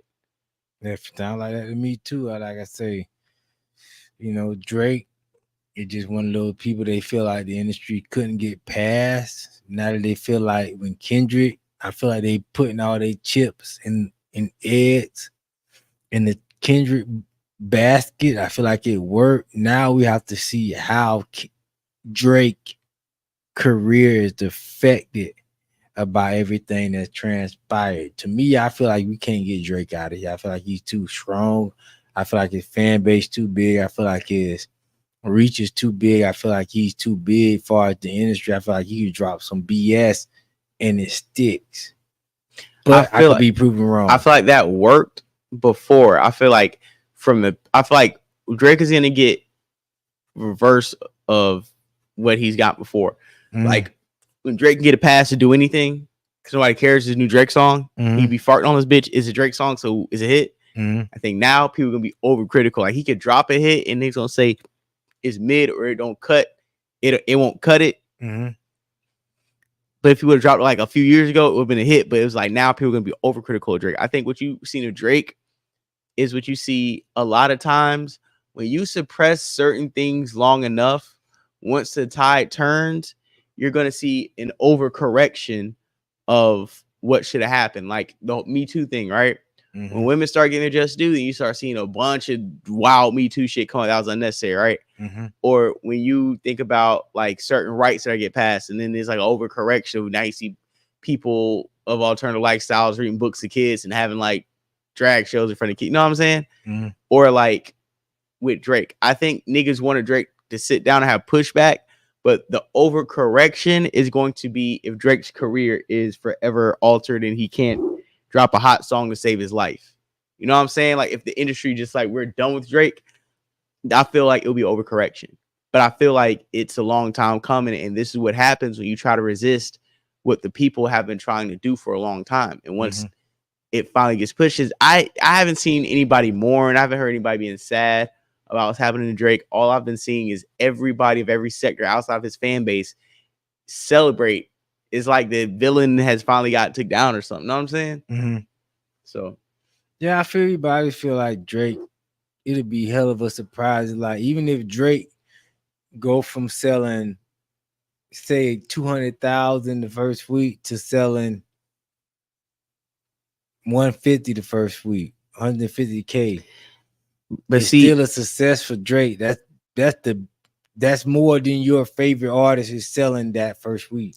I don't think it's about what Drake sells, because I think people are going to be interested and curious to hear what he has to say after the fact, right?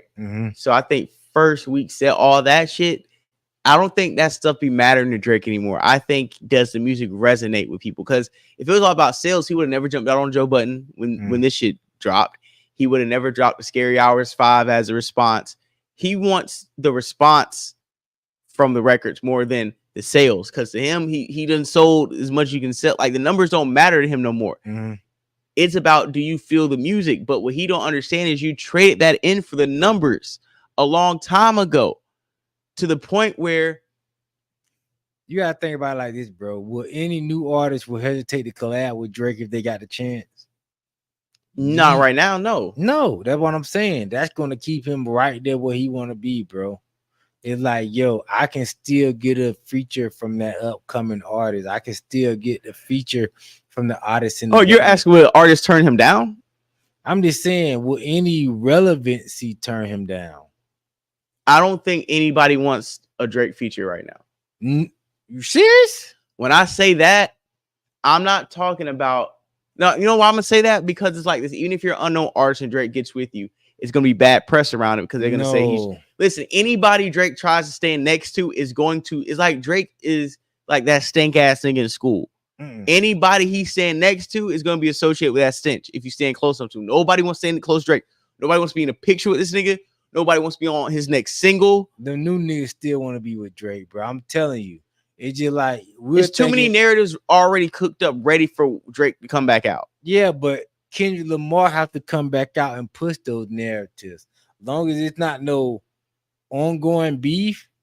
You talk about a sell a record. Drake is good. Drake is still good. I think he'll sell a record off curiosity and curiosity and interest off of what he says based off of his beef more than what has always been traditionally of like, oh, then we can't wait for some new Drake, or Drake's about to drop, we're excited. I think it's more about, oh, Drake about to drop, what he about to say, or Drake about to drop, what's everybody's reaction going to be? And honestly, Drake's reputation is up to the same bots who just took him down.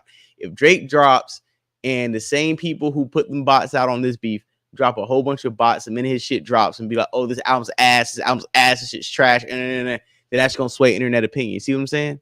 That's gonna sway the internet opinion. If the music is good, that's not gonna sway the industry's opinion. You gotta think, before Kendrick started dropping all this heat that he was dropping against Drake, people in the industry would say Kendrick is done. You know what I mean?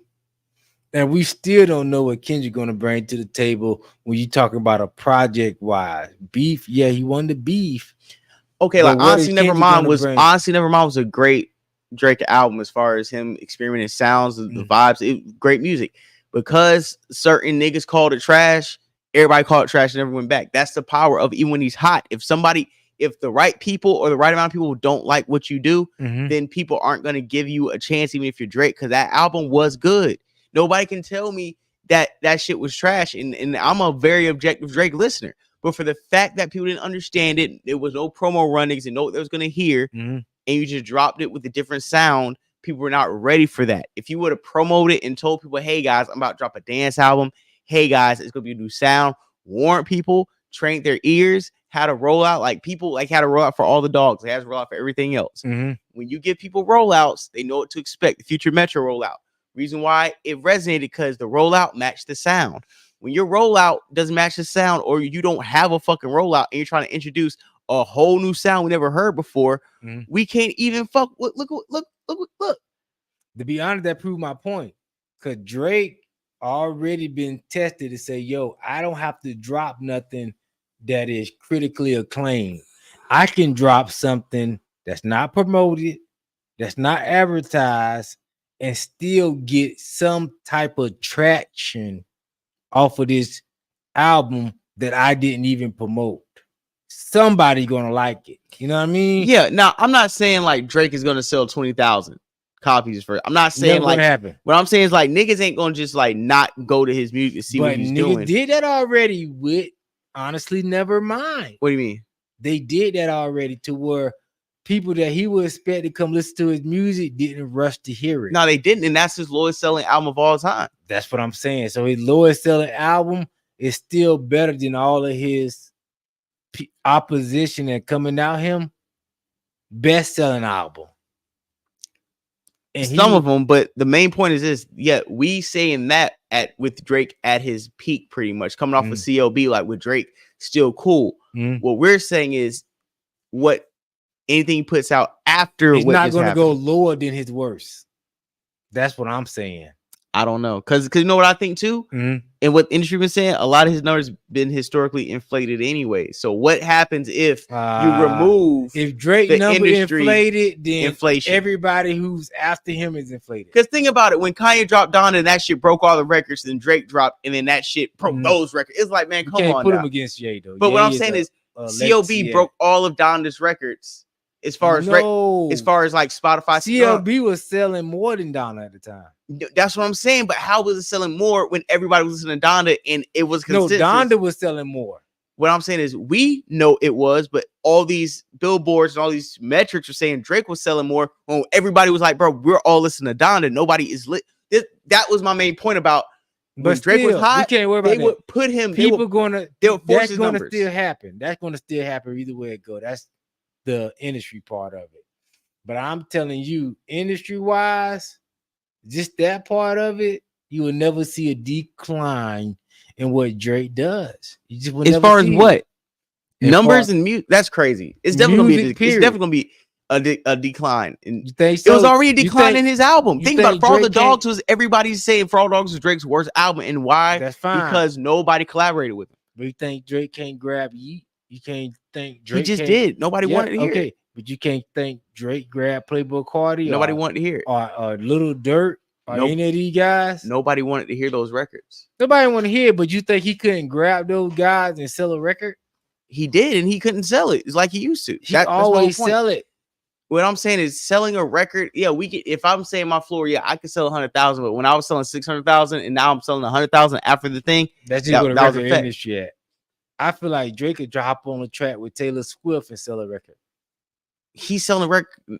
Listen, he's selling a record because of Taylor Swift. I don't think Drake. I'm not saying Drake is not going to be able to sell records again and make hot songs. What I'm saying is that will he be looked at the same? No, through the hip hop lens. No lens. That's this to be seen. What happened to Drake transcended hip hop, and this is pop culture. Drake is not cool in popular culture worldwide. Not me, because I feel like Drake. That's what I'm saying. It's different with me because I feel like Drake didn't lose. I feel like Drake put up a good fight. But that's what you're saying. We're not talking what the consensus say. That's what I've been hearing most people saying. Like, yo, we haven't did his thing, but nobody's saying Drake won that shit. I'm talking people I've been asking personally. A lot of people been saying personally, I appreciate Drake for putting up the fight. Right, putting up a fight. You're saying personally what you've heard on the streets.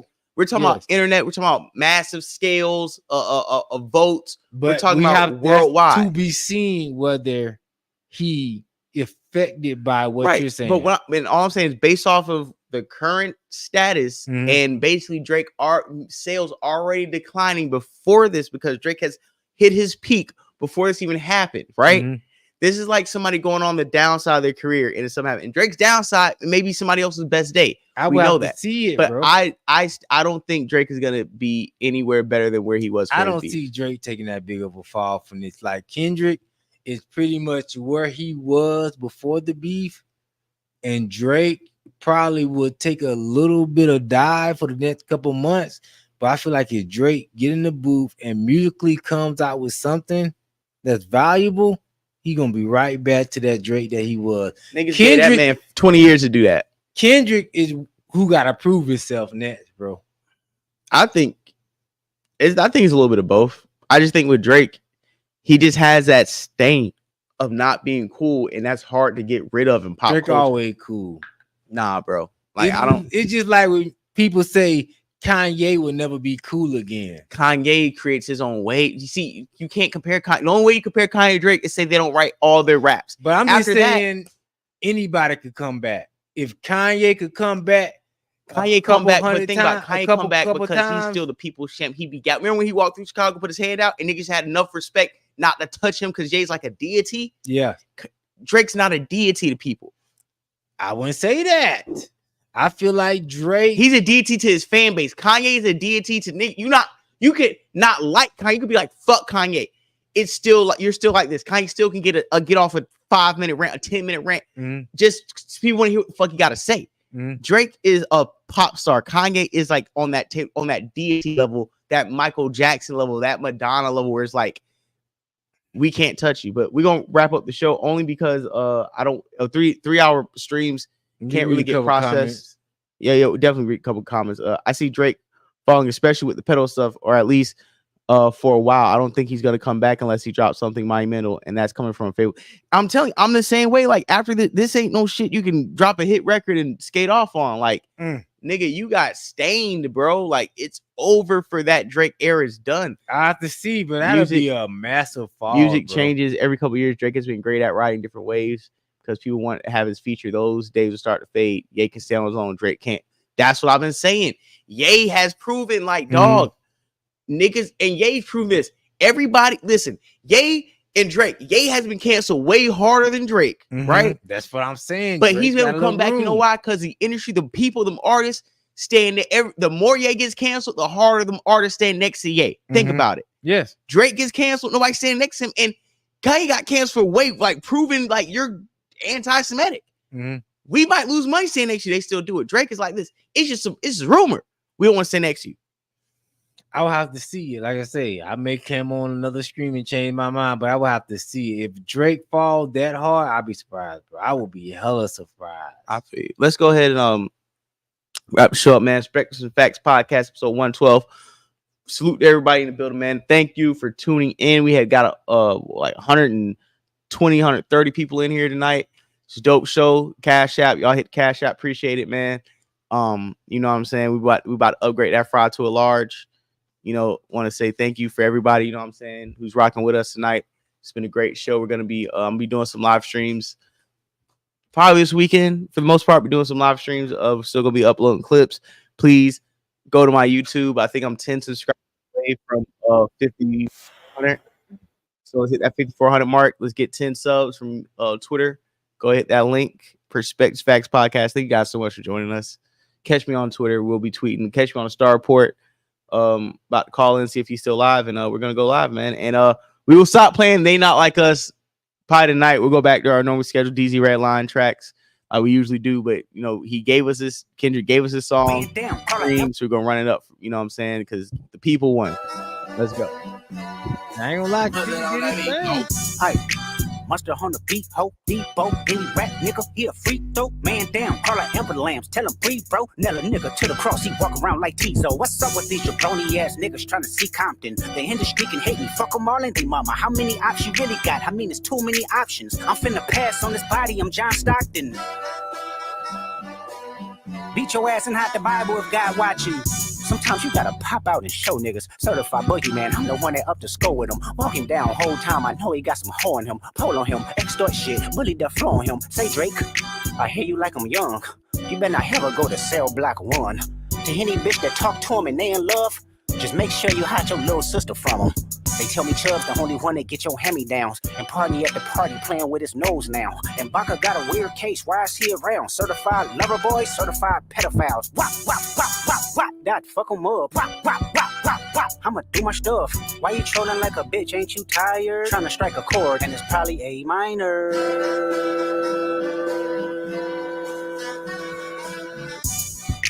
They not like us, they not like us, they not like us.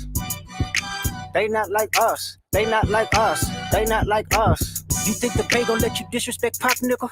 I think that Oakland show gon' be your last stop, nigga. They cold foul, I don't know why you still pretending. What is the owl? Bird niggas and bird bitches, go. The audience not dumb, shape the stories how you want. Hey Drake, they're not slow. Rabbit hole is still deep, I can go further, I promise. Ain't there some B-rest that's for bitching? You Malibu most wanted, ain't no law boy, you ball boy, fresh Gatorade or something.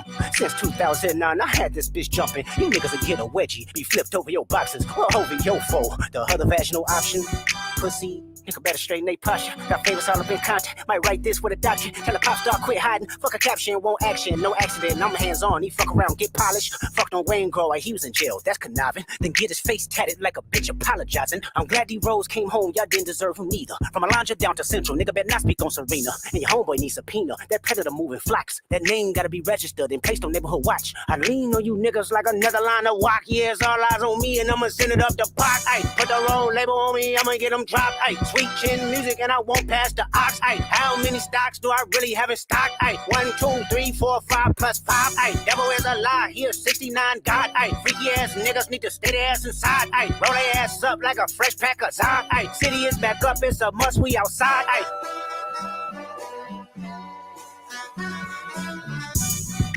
They not like us. They not like us. They not like us. They not like us. They not like us. They not like us. Once upon a time, all of